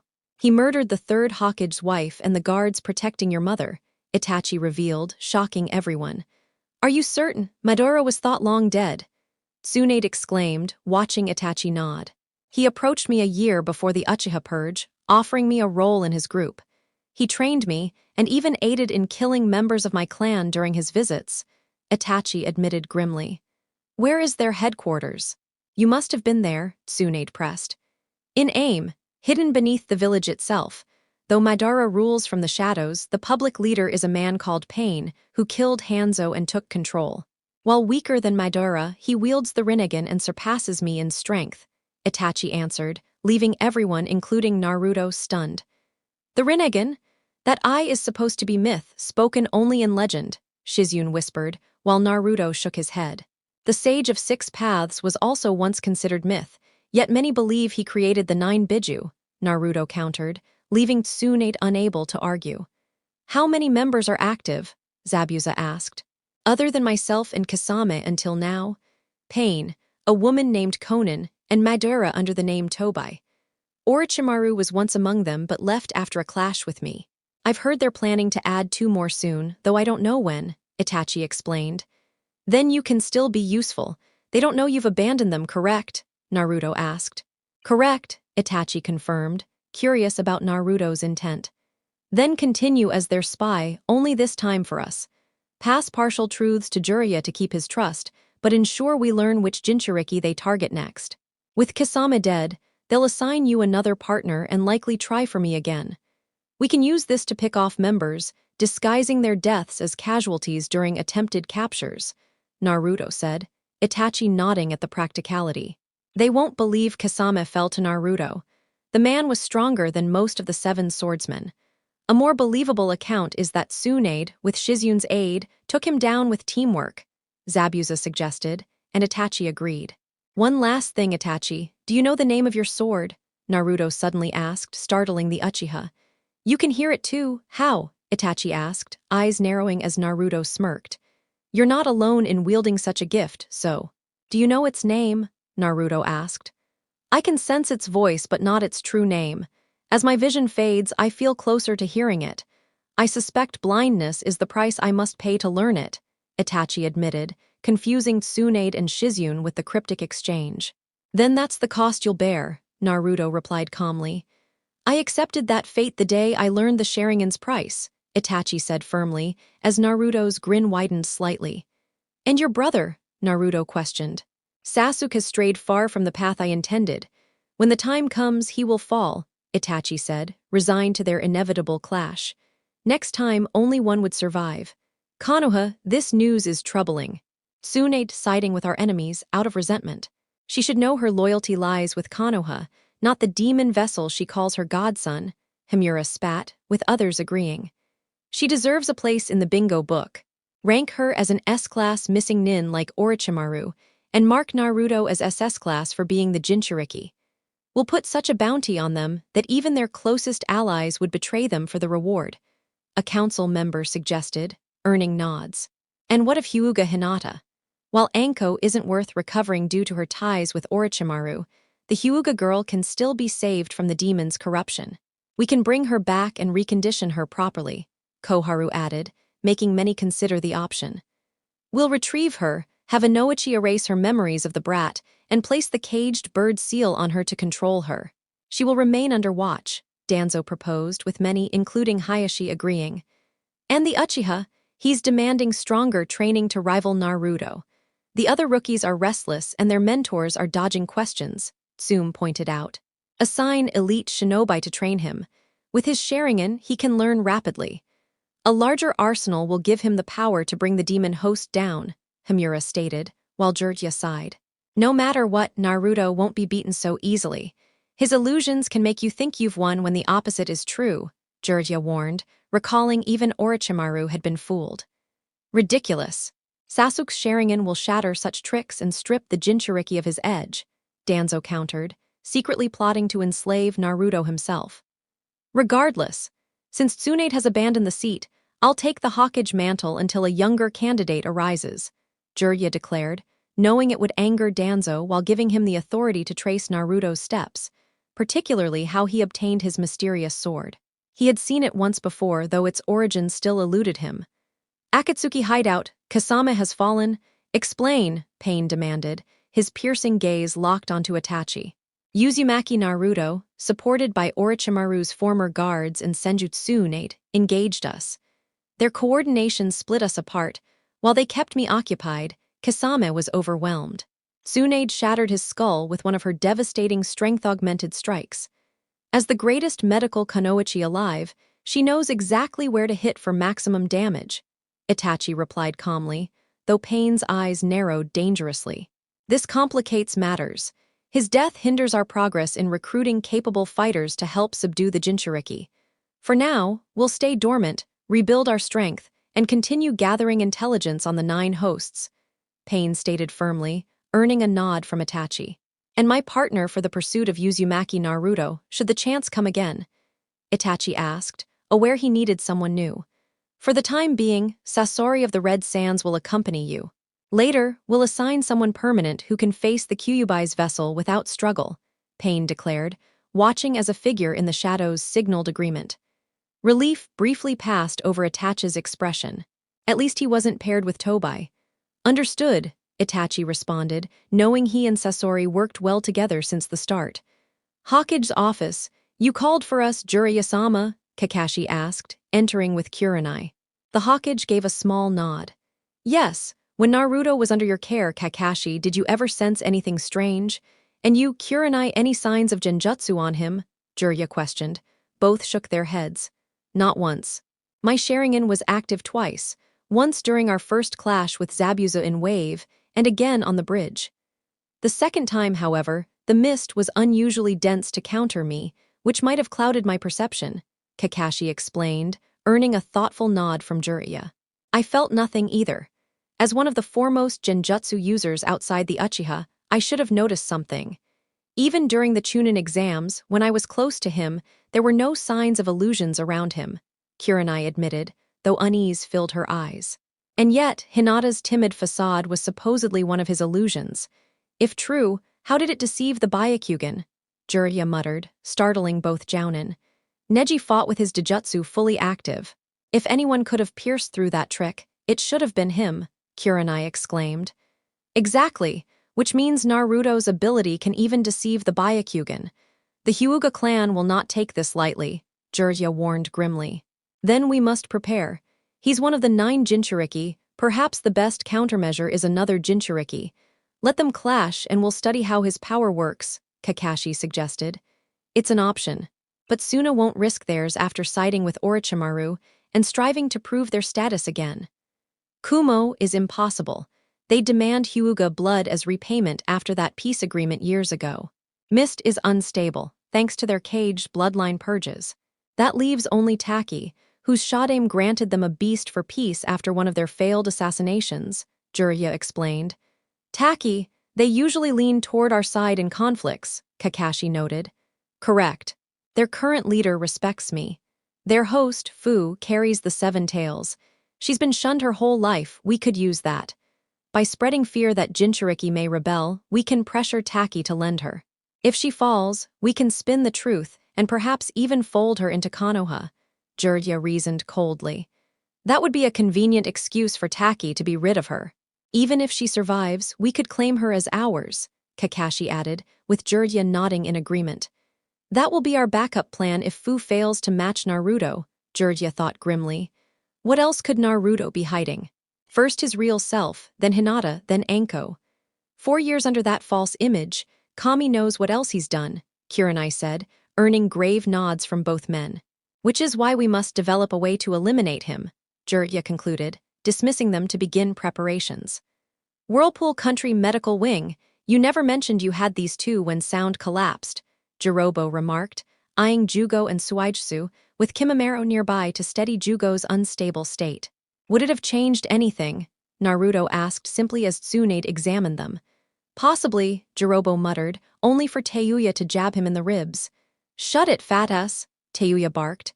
Naruto's disapproving glare made her flush. "Mind your tongue, Teuya. Use your inner voice," Naruto said calmly. "Her inner voice probably curses worse," Kitamaru quipped, earning a murderous glare from her.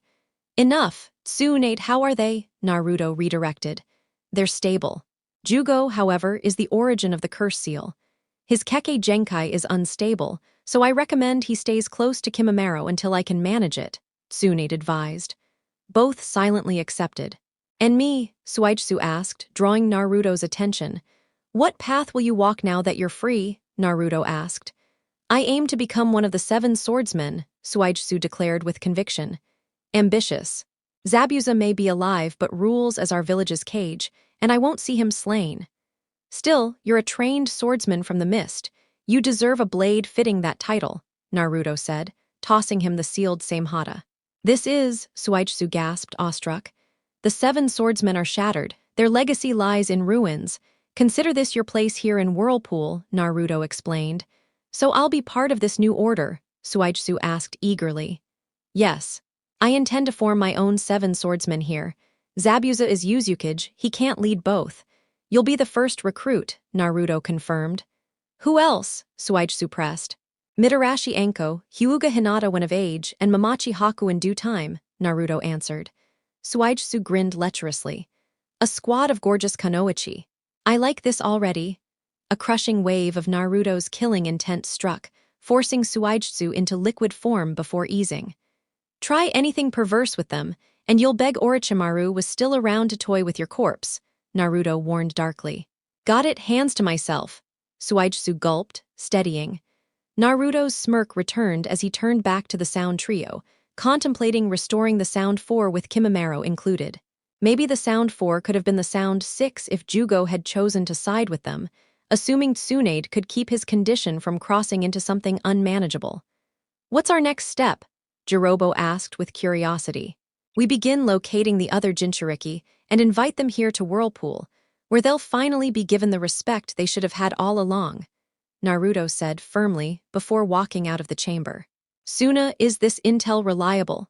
Baki asked, looking at the document he was handed, while Gaara sat quietly on the infirmary bed beside him, still recovering from the severe injuries Naruto had given him during the Chunin exam finals. They had already returned to Suna for a short while, dealing with internal issues after discovering their Kazekage's corpse in the desert and realizing Orochimaru had been impersonating him ever since. Gaara, meanwhile, had been lost in thought ever since his defeat. The invasion plan had collapsed before it truly began, thanks to Naruto slaying countless Suna shinobi and Orochimaru's sound operatives before the signal could even be sent. Now, talk had already begun about who would inherit the Kazekage seat. For the time being, Baki was filling the role temporarily, until the council decided whether Gaara would be named the official successor. It's a little old, given how we've been consumed with our own problems lately, but the details are still accurate. Besides, the new bingo book was just released, explained the Suna Jounin as he placed the updated entry before Baki. "I see. Even Senju Tsunade herself is now listed, and Konoha has stripped her of her Sannin travel privileges if she dares step into Fire Country," Baki muttered, while Gaara remained silent in contemplation. "Baki," Gaara finally spoke. "Yes, Gaara," Baki replied, turning to him. "Am I really the monster everyone in the village has claimed me to be since I was born?" Gaara asked, catching his mentor off guard. It took Baki a moment to think before answering. "No. Gaara, the reason the village treated you that way was because of your father's twisted ambition. Suna was collapsing financially, and the Kazekage slowly lost his sanity when Konoha kept stealing our missions. Once Shukaku was sealed into you, he saw you only as a tool, a weapon that would make the village feared again and restore its status. To force that power out, he believed you had to live in hatred and constant battle. But you are only a monster if you allow yourself to be one. Now, you have a chance to become Kazekage, to protect the village and guide the people instead of destroying them," Baki explained, watching Gaara carefully process every word. "I've heard rumors that the Mizukage is a Jinchuriki like me, and that he was the one who began the bloodline purge in Mist. Is that true?" Gaara asked, frowning slightly. "Yes, it's true. I suspect the Mizukage turned bitter toward his own people and lashed out at bloodline users. Perhaps because those gifted clans were seen as a greater threat to him than ordinary shinobi, Baki replied. I don't want to live as a monster anymore, but I also fear that if I take the Kazekage seat, I could lose myself to power and madness, Gaara admitted quietly. Baki only nodded. He knew too well the boy's instability and how dangerous it could be if mixed with authority. Then we'll find a balance. If you choose not to pursue the title, I'll respect that decision. No one will force you, Baki said, knowing Temari or Kankuro could just as easily step into the role if needed. Thank you, Baki-sensei, Gaara said softly, still uncertain of his future but grateful for the support. There is also the issue of your seal, Baki reminded him. It's not entirely secure. I once told your father that the seal could be strengthened, making it easier for you to control Shukaku's power, but he ignored me. I don't want to keep living this way, Gaara confessed. I want to know what it feels like to sleep without fear, to dream without constant nightmares. The only one I know of who could repair it properly is Jirya of the Sannin. But there might be another option, Baki said after a pause, rubbing his chin. What option? Gaara asked quickly. The Uzumaki clan was famed for their mastery of sealing techniques. Since Naruto carries Uzumaki blood, he might be able to reinforce your seal and grant you some peace, Baki suggested. He is Konoha's enemy, Gaara pointed out. He knew killing the Sandaime Hokage during the exam finals had painted Naruto as a villain in the Leaf's eyes. True, but the Alliance Treaty Kankuro, drafted after our return, hasn't been signed, yet because Jirya has been occupied. Until it's official, Suna remains neutral. If you meet Naruto and he repairs the seal before the treaty is finalized, there will be no political fallout, Baki explained. The risk was razor-thin, but worth it. When will I be fit to travel? Gaara asked. A few more days. Don't rush it, Gaara. I know you despise waiting, but sometimes patience is the only path, Baki replied. Gaara nodded reluctantly.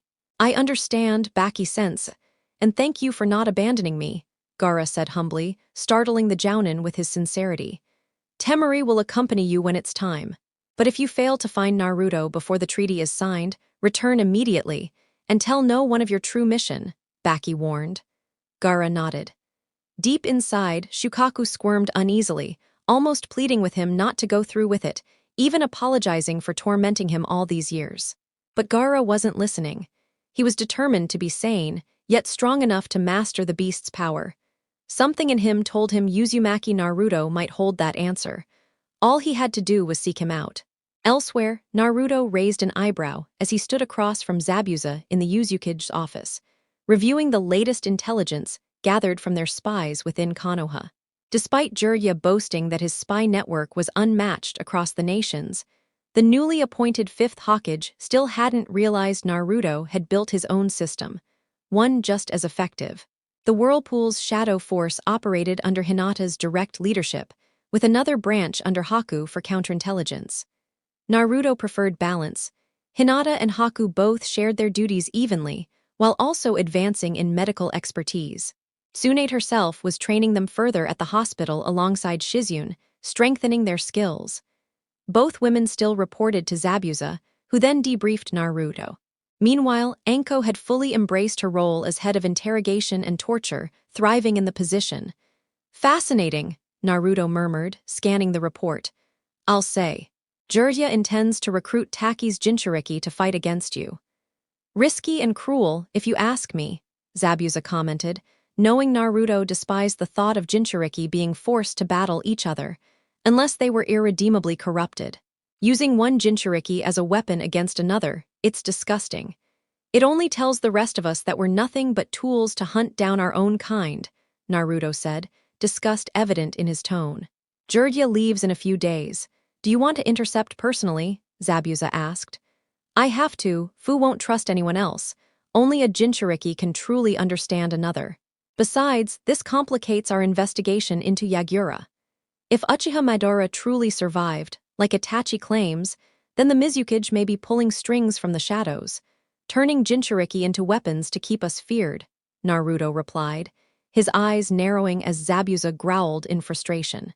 It also means that if I had gone through with my rebellion back then, Madara would have simply turned me into his pawn until the three tails re-emerged and was sealed into someone else, Zabuza muttered, earning a nod from Naruto.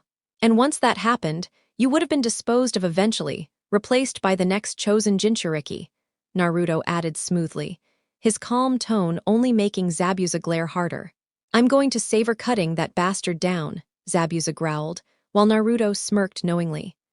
Patience, Zabuza, your chance will come. Right now, I need to head to Taki and make sure one of my fellow Jinchuriki isn't turned into Konoha's lapdog, Naruto replied before departing.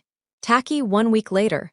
So you're saying you want Fu's help in tracking the Kyuubi Jinchuriki, Shibuki said, the young Taki leader eyeing Jiraiya carefully while the ANBU behind him stayed silent. It sets the wrong example if a Jinchuriki goes rogue. It makes others think they can do the same. If the rest across the nations hear about this, they'll start believing they deserve lives outside being their village's weapons, just like Naruto has. If your Jinchuriki catches wind of it, she might think leaving Taki is acceptable.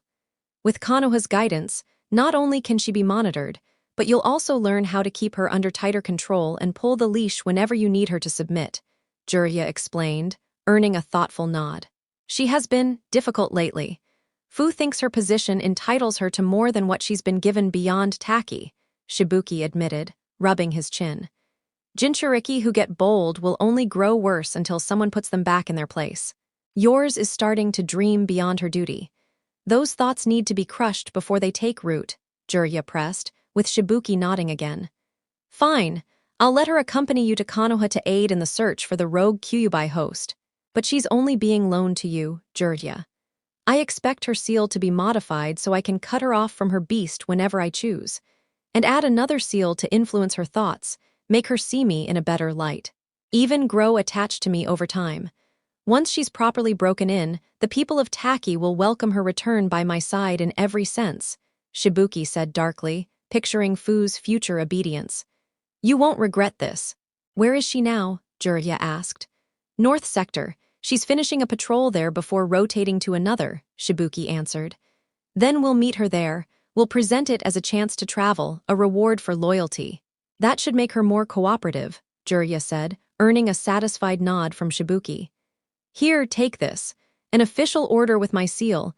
Without it, she won't trust you and might attack if she suspects deceit, Shibuki said, handing over a scroll. Jiraiya nodded before leaving with his ANBU, unaware their discussion was being overheard from the shadows above. Northern border outside Taki later. You're lying.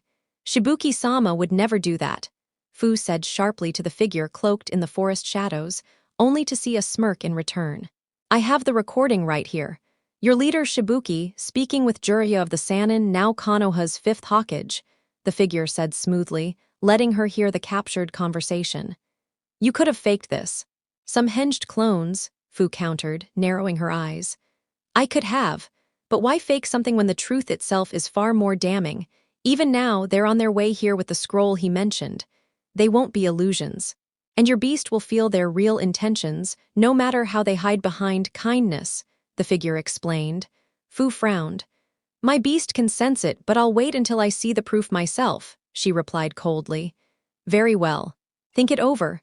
My offer is better than the fate they have planned for you, the stranger said, before vanishing into the shadows. Fu stayed silent, but deep inside, her biju stirred in agreement. She had always trusted her instincts, and her beast's voice, and both told her this mysterious man was right. Even if his aura felt like pure death, he seemed far safer than Shibuki and Konoha's schemes. And the figure's words proved true. Jiraiya soon arrived, clad in cage robes with ANBU in tow, putting on his fake warm smile.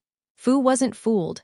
Identify yourself, she demanded, while Jiraiya resisted the urge to snap at her tone, his guards tense.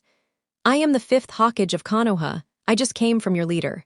He has a mission for you, Jiraiya said, tossing the scroll. Fu opened it, saw the seal, and read carefully. I'm to follow you to Konoha, to hunt down the rogue Jinchuriki? Fu asked, watching him nod with that same fake smile that made her stomach turn. Exactly, a chance to see the world, another village, even make new friends, Jiraiya said, trying to sweeten the deal. And if I refuse? Fu shot back.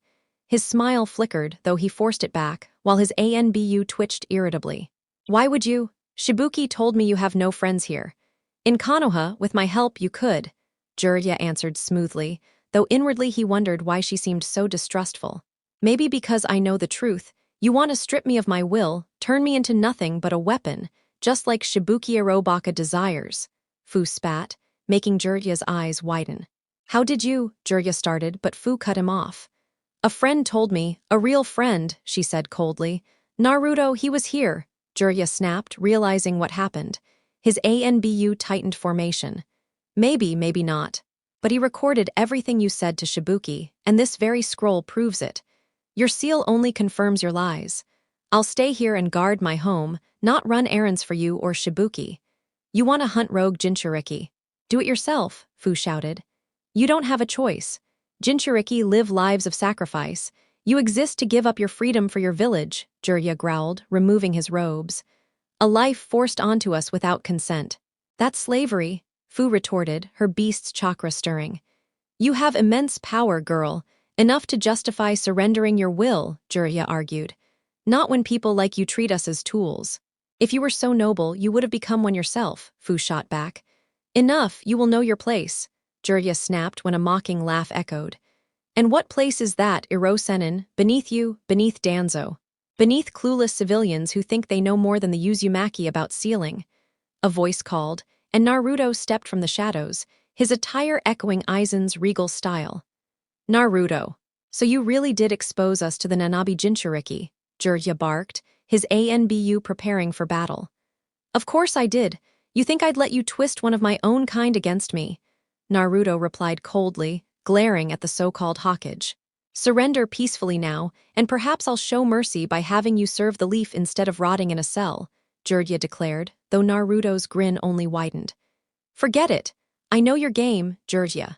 You'd suppress my abilities, seal away the Kyubai's chakra, then have a Yamanaka tear through my mind and erase my memories. After that, you'd pile on more seals to ensure I could never even think freely. All of that just to turn me into your mindless puppet with no will of my own, Naruto retorted, his eyes narrowing while Jiraiya scowled. This is your destiny, Naruto.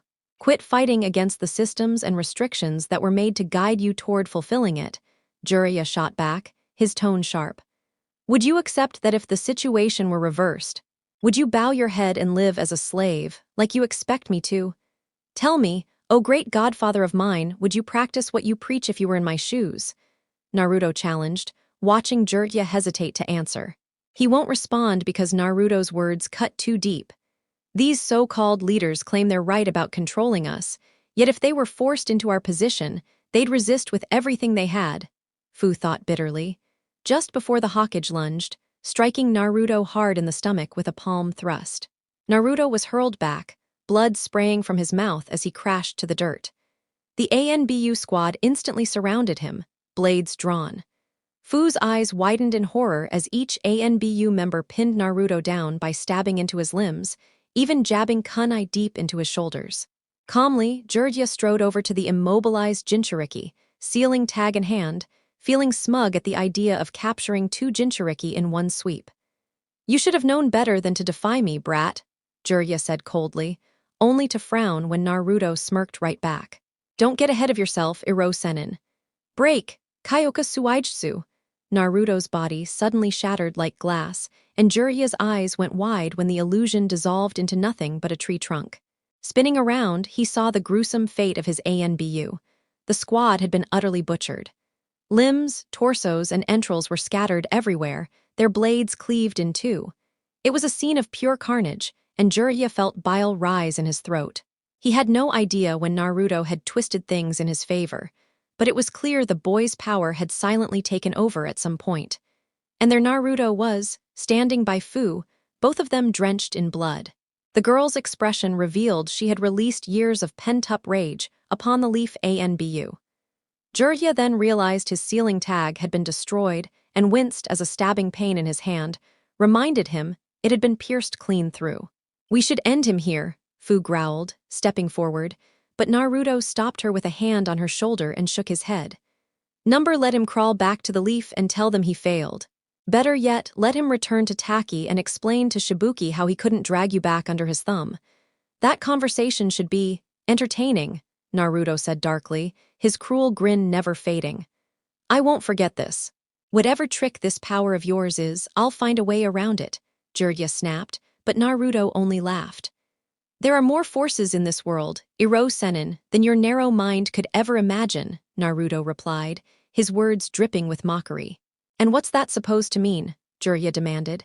It means whatever you think it means, old man.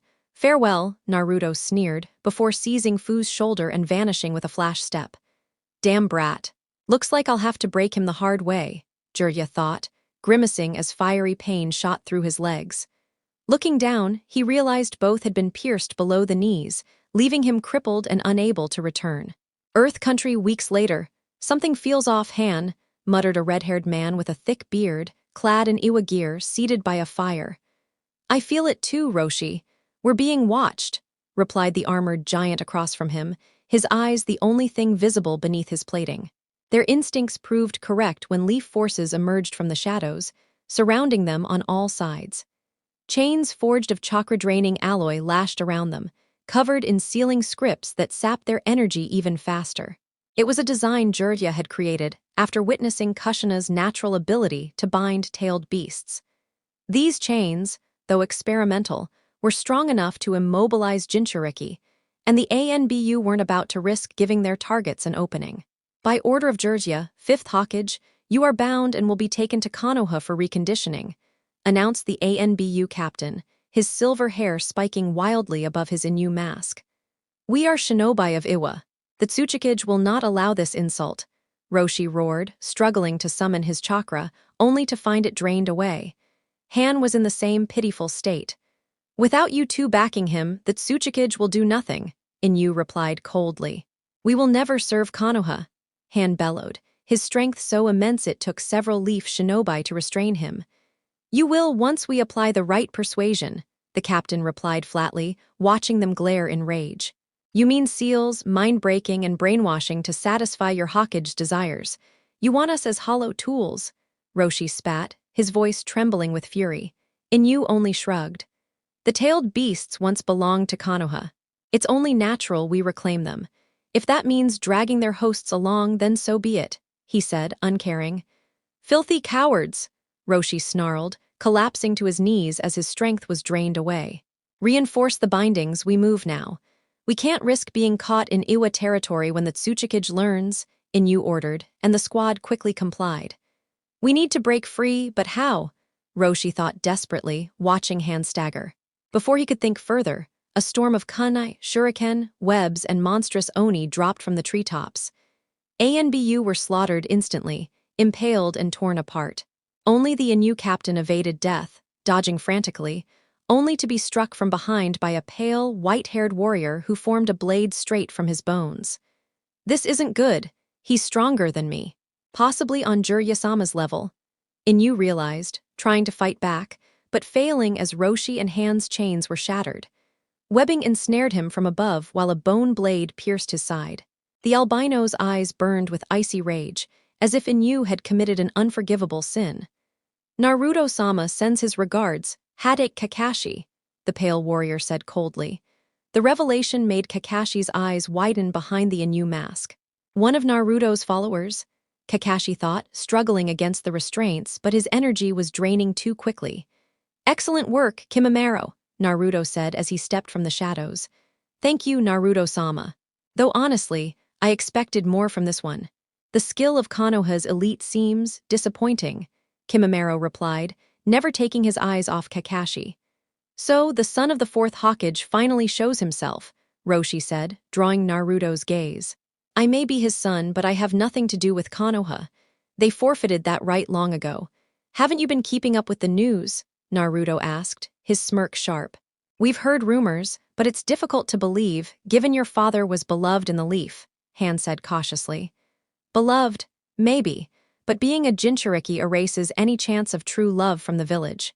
Hatred always outweighs love when it's mixed with greed and the hunger for power. Konoha has rotted, abandoning the will of fire the founders once believed in.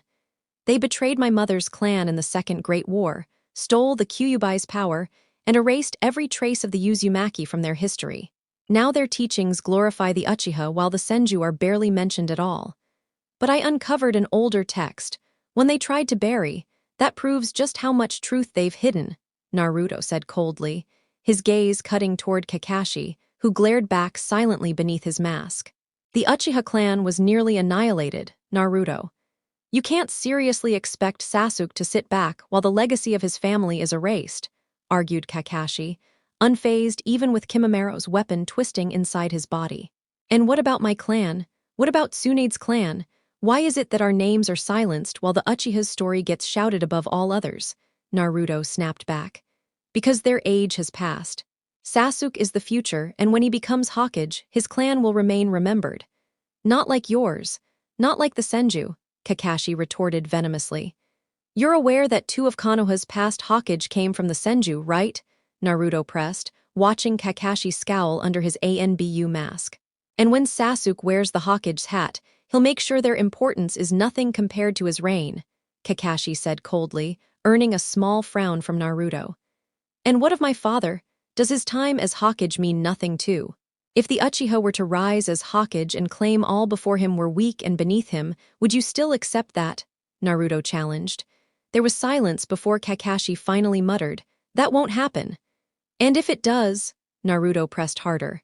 It won't, the ANBU captain insisted. You can't promise that, Naruto fired back.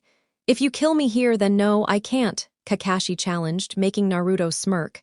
Fair enough. Still, even if you lived, I doubt you could stop him from trying. But I'll humor you. Leave him breathing, Naruto commanded, his followers dropping from the trees, shocked at his order. Are you certain, Naruto-sama? This man could endanger your plans later, Kimimaro asked cautiously. Though loyal, the albino clearly disliked leaving behind a threat that could cause problems later. I'm sure he'll be the lone survivor of this failure. When he crawls back to Jiraiya with news of his loss, Konoha's morale will sink. Besides, Konoha's own arrogance allowed the rebels in the water country to slay Yagura, the Mizukage and Jinchuriki, before I could free him from the genjutsu he was trapped in. Now we must wait 3 years for the Three Tails to return. Until then, I want Konoha suffering setback after setback to realize the cost of their greed, Naruto declared, drawing his Zanpakuto and stabbing Kakashi's leg just above the knee. Kakashi's scream rang out, pleasing Naruto's ears. What was that for? Kakashi hissed. For being a fool, a coward, and a traitor, but more importantly to slow you down. Roshi, Han. Show your chakra so Iwa senses your presence and rushes here, Naruto ordered. Han and Roshi frowned at first, then realized his intent. You want us to leave with you, while Kakashi gets blamed for our disappearance, so Iwa chases him instead of your group, Han deduced. Exactly, come with me. Is your life in Iwa really worth defending? They don't value you, just the beasts inside you. You're nothing but weapons they bring out when war arrives. And when it's over, they cast you aside. Tell me, what do you truly gain from them? Naruto asked, his tone sharp. Both men lowered their eyes. And you're saying you're any different? Roshi questioned. I am like you, I carry a biju. Like you, I was hated, feared, cast aside, and treated like a slave. But I broke free, and now I extend my hand to all Jinchuriki. Fu from Taki has already joined me. I'd like you too as well. If you refuse, I won't force you. Your loyalty to Iwa is your choice, Naruto said firmly.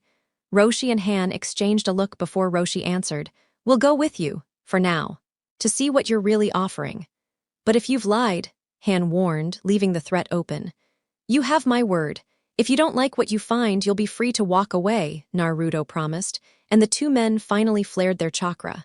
Time to go then, Han asked. Yes. Let's move, Naruto said, smiling, before he, Kimimaro, Han, Roshi, and the others left, while Kakashi struggled alone. Naruto knew Kakashi would make it into neutral lands, or at least near Suna, now an ally once again. Speaking of Suna, Gaara had returned home after Naruto repaired his seal, finally allowing him to rest.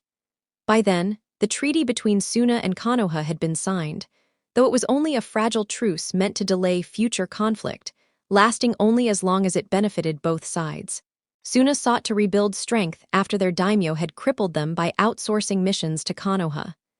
Through spies, Naruto learned the treaty ensured shared missions with split payments, but only if both villages were required. Naruto wished Gaara could have stayed in Whirlpool, but it would have hurt Suna, and Jiraiya would have tracked him straight to Naruto's doorstep. The Kyuubi host couldn't allow that. Still, repairing Gaara's seal secured the boys' friendship and loyalty, enough for the battles against Akatsuki that lay ahead. Convincing Kumo's Jinchuriki would take time. Their village actually treated them with some level of care, whether genuine or not. As for Mist's missing Jinchuriki, he'd vanished into the water country, making him harder to track. Fortunately, Itachi provided crucial intelligence. Akatsuki would wait 3 years before hunting the Three Tails, and then move for the other Jinchuriki. This gave Naruto time to prepare and maybe even sway Pain. If Itachi was right, Pain could be in Uzumaki, with his red hair and the Rinnegan, said to be the eyes of the Sage of Six Paths. Still, Itachi warned Naruto not to take everything at face value. Naruto wasn't worried. 3 years was plenty of time to get ready. Meanwhile, Jiraiya sat in the Hokage seat, glaring at the council and clan heads, all frustrated by their failures over the past 3 years. The failed capture of the Seven Tails, and the 2 Iwa Jinchuriki. Matters worsened when Iwa accused Konoha of stealing their hosts, nearly sparking war, until the newly risen Uzukage of Whirlpool announced that Han and Roshi were under his protection. That redirected Iwa's fury toward Whirlpool. The Tsuchikage sent 3 full ANBU battalions to crush them, but a lone man intercepted them. Blonde hair slicked back, black shinobi gear, and a white coat, Naruto cut them down effortlessly. Their dismembered remains were sealed in scrolls, one for limbs, another for heads, another for masks and weapons. On top lay a note addressed to the Tsuchikage, "You survived my father once. Push further, and his son will finish what he started." Uzumaki Naruto, son of the 4th Hokage attached, was a picture of Naruto, his resemblance to Minato undeniable, striking fear into the Tsuchikage's heart. Iwa quickly signed a non-aggression pact with Whirlpool. Kumo, however, had other schemes. They desired Naruto for his Uzumaki blood and sought the Hyuga girl with him, an unmarked main branch member, perfect for securing the Byakugan bloodline. Unlike Iwa's aggression, Kumo used subtlety, pretending to negotiate a treaty with Whirlpool while plotting to abduct her, reviving their old methods. It almost succeeded more than 10 years ago, so surely this attempt would bear fruit. Right, wrong. Not only did the scheme collapse instantly, but when the Raikage demanded restitution, insisting on either the Hyuga heiress or Naruto himself in return for his operative's loss, the blonde gave a chilling reply. Step back or be erased. The Raikage, notorious for his fiery temper, selected a third path during the negotiations. He slammed his enormous arm through Naruto's chest, his hand crackling with lightning as the boy's body fried before the entire gathering. Shatter Koika Suijutsu. But instead of falling, Naruto's form splintered like glass before the Raikage's eyes. The real Naruto appeared behind him, a blade buried in his side, with the Raikage's ANBU escort already lying dead. In the end, the proud leader of Kumo limped back alone, battered and bleeding, forced to admit to his own shinobi that he had failed. He warned them that should they cross paths with Naruto again, the losses Kumo would suffer would cripple them to the point of ruin, reduced to nothing more than scraps for their rivals to pick apart. Within 3 days, another emissary from Kumo arrived, carrying a request to sign a non-aggression treaty similar to the one Whirlpool had forged with Iwa. Yet this time, Naruto, merciful as he chose to appear, showed leniency. He didn't demand the surrender of Kumo's 2 Jinchuriki. Instead, he delivered a warning. He revealed the existence of the Akatsuki and their designs on every Jinchuriki, urging them to follow him willingly to Whirlpool, where they could train and prepare for the inevitable conflict ahead. Surprisingly, the Raikage responded with gratitude. He thanked Naruto for the information and clarified that Kumo was not like the other villages.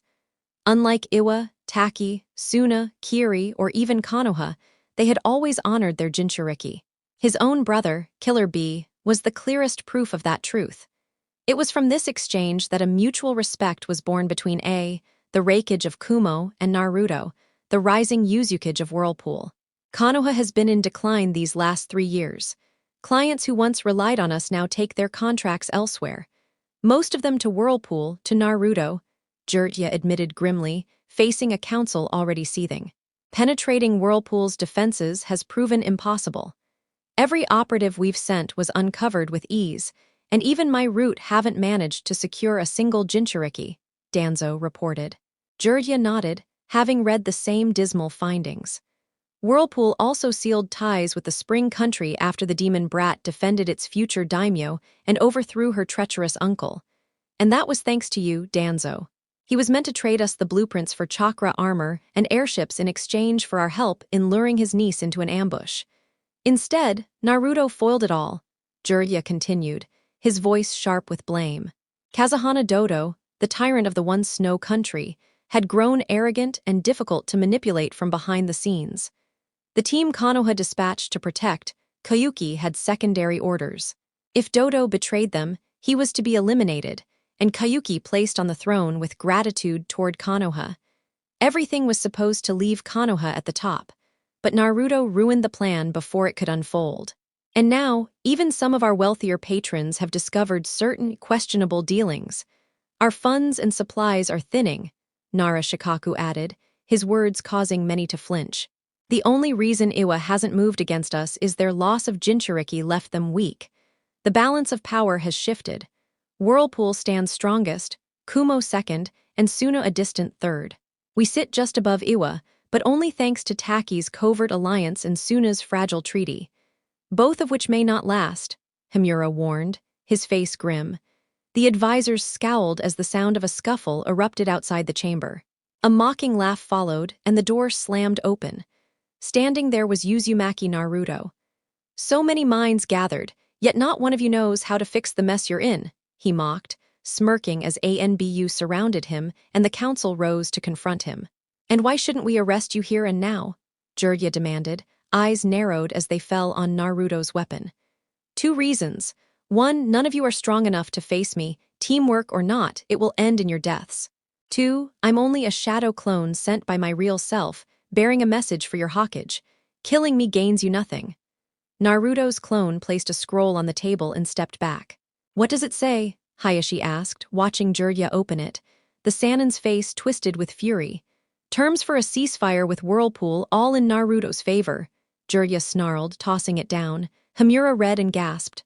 What? He demands Konoha confess its darkest crimes to the world, from betraying Whirlpool in the war to covering up the truth of the Uchiha massacre, and Danzo's dealings with Orochimaru. Danzo's lone eye narrowed dangerously. Is that so terrible? Konoha is no longer unrivaled.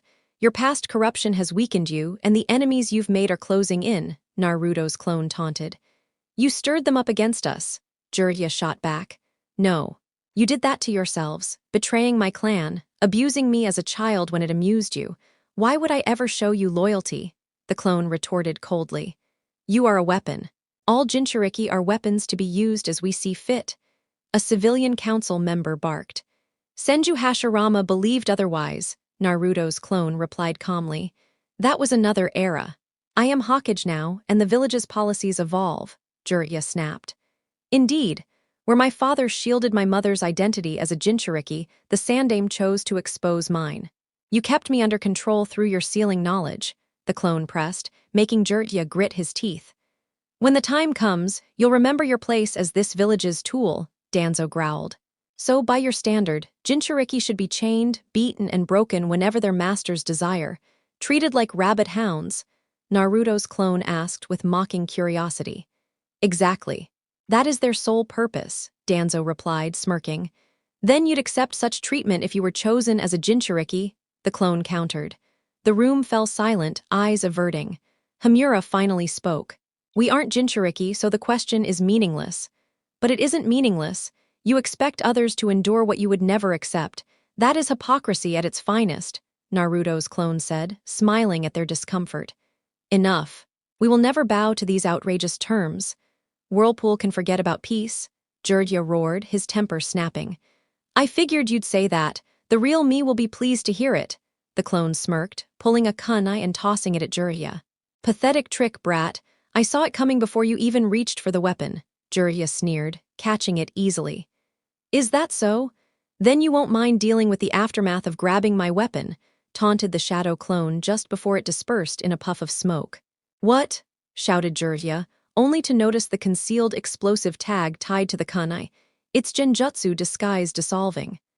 Panicking, he hurled the kunai away, but the tag ignited midair with a thunderous detonation, blasting everyone backward into the wall. The shockwave rattled the entire chamber, shattering window glass. The blast did its work, however. Jirya, being the closest, was scorched badly. Flames scorched his skin, leaving a grotesque burn stretched across his face. What he didn't realize was that the sealing tag had been infused with the Kyubai's chakra, amplifying its destruction. The injury would scar his features permanently, beyond what Konoha's finest medics could mend. "That demon brat!" cursed Koharu, struggling to her feet while clutching her side where a jagged splinter from the table had pierced her. "How did the kid's clone even breach the village defenses?" demanded Himura, scowling. "It's that sword of his. It bends perception, twisting what people believe or fail to see. If his clone wields that same effect, or worse, if Naruto himself has subjugated others' senses, then his movements would go unnoticed," explained Jirya grimly, having spent years analyzing the strange weapon's power to cloud minds. It was like a Sharingan, but far more sinister and versatile.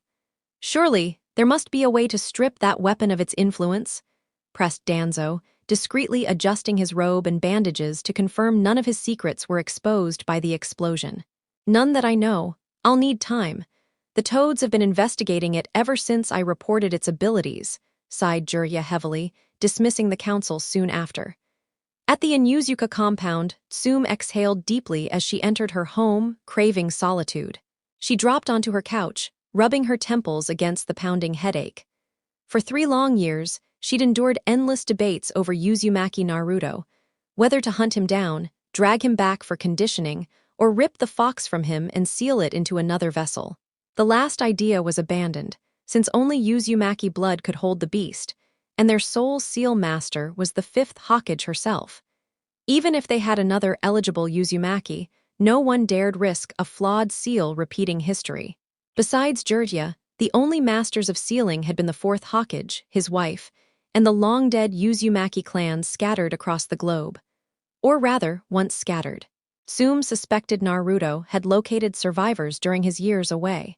She never believed he was the last Uzumaki alive. Most great clans had escaped contingencies. The Uzumaki surely had theirs during the warring states, ensuring their bloodline endured beyond Whirlpool's fall. "It eats at you, doesn't it? You've served Konoha faithfully for years, yet your so-called home rots with corruption. If sailors named it, they'd call this village a plague ship," came Naruto's voice as he emerged from the shadows. How did you get inside?" Tsume snapped, shocked. "You should know by now, Konoha can't keep me out," he chuckled, unfazed. "Another clone then," she pressed cautiously. "Not this time. The clone was only for that little council meeting. I knew the moment I stepped in, fists and jutsu would fly without care. Can you imagine the chaos?" "Messy, isn't it?" he smirked. "You'll see messy," Tsume roared, lunging with clawed hands. Naruto sidestepped with ease, then struck her down with a single backhand. "Enough. Your feral brawling is nothing more than a child's tantrum next to me. I didn't come here for a fight," he stated coldly. "Then why?" she asked, wiping blood from her lip. "To bring you and your clan over to my side," Naruto said as casually as if discussing the weather. "Me, betray Konoha? What makes you think the Inuzuka would ever swear to Whirlpool?" Tsume barked. "Because you see what I see. Konoha is drowning, overrun with arrogance and denial. The fall is inevitable, not today, not tomorrow, but soon. Ask yourself, Tsume, do you want your clan buried with it? Or enslaved when Konoha's enemies come knocking?" His words hung like venom in the air. "So, in exchange for loyalty, you'll grant the Inuzuka safety in Whirlpool," she guessed bitterly. "Why act surprised? Didn't Konoha do the same with my mother, binding her loyalty in exchange for a home? Hasn't this village always taken in fleeing clans under the same terms? I'm just using their rules better than they ever did," Naruto countered smoothly. "You had no right to turn against us," Tsume growled. "You speak like you have the moral high ground. But tell me, if your daughter or son had been made Jinchuriki, would you still praise this village? Would you let them be beaten, starved, stripped of heritage, and raised like beasts in a cage? I think not. You are many things, Tsume, but never a neglectful mother," Naruto pressed. Her throat tightened. She imagined Kiba or Hana in Naruto's place, suffering daily torment. The thought chilled her. I would never allow that, she admitted quietly. And yet you condemn me for rejecting it. Do your children even know how their father died? Naruto's smirk sharpened, her body stiffened. No, the third forbade me from ever telling them. Of course he did. If they knew, they'd demand answers and be silenced, and you'd be sent on a mission doomed to fail while a Yamanaka rewrote your children's minds. But now that the old man's gone, why not tell them? Your husband died because he refused to hate me. In fact, according to Mitarashi Anko, he was planning to smuggle me away from Konoha, to give me a chance at a real life. Naruto's tone dripped with dark amusement as Tsume's hands balled into fists, her nails drawing blood. The Sandaime told me he was sending you off to Kumo, Tsume argued, only for Naruto to shake his head. That was a half-truth meant to ease your conscience about his death. Even if it were the case, Kumo actually values its Jinchuriki as people, Naruto replied calmly, though Tsume remained doubtful. And what assurance do I have that my clan won't end up in chains the moment we step foot on Whirlpool territory? Everyone knows the Uzumaki are unmatched in sealing techniques. They could design a binding seal harsher than what the Hyuga use, turning their so-called cage into a mercy by comparison. Tsume countered, her tone sharp. You don't have that assurance. Still, enslaving your clan gains me nothing. It would only prove I'm no different from the hypocrites in Konoha. My point is to rise above them, not mirror their corruption, Naruto responded casually, his lips curving into a faint smirk. Then why bother helping my people and not others? Tsume pressed, though Naruto only chuckled. Come now, Tsume-san, do you honestly believe I haven't already approached the others? He teased, making her narrow her eyes. So you offered every clan a chance to escape with you, she muttered, and Naruto inclined his head. Yes, though not every member is welcome. Some are too loyal to the village, others tied to root. Those cannot be permitted entry into Whirlpool, Naruto explained, and Tsume nodded grimly, knowing her fellow clan heads shared the same problem. I need time to think it over. I can't commit to something like this so quickly, Tsume admitted, though Naruto's smirk only deepened, unsettling her further. You have 3 days. Within that time, come to the location I've marked at the specified hour and give me your decision. I'll return then to hear your answers. It should prove entertaining, he said before fading back into the shadows. Once she was certain he had gone, Tsume collapsed to her knees, tears streaming as she realized no matter what she decided, the outcome would never sit right with her. Outside Konoha, do you think they'll accept Naruto-sama? Haku asked softly. Naruto only shrugged. That's their choice, Haku-chan. Has Sasuke made his move? He asked, earning a nod from her. Yes. He saw how strong you've become, and now thinks leaving Konoha is the only way to gain that power. He's already left, heading north toward Rice Country, she confirmed.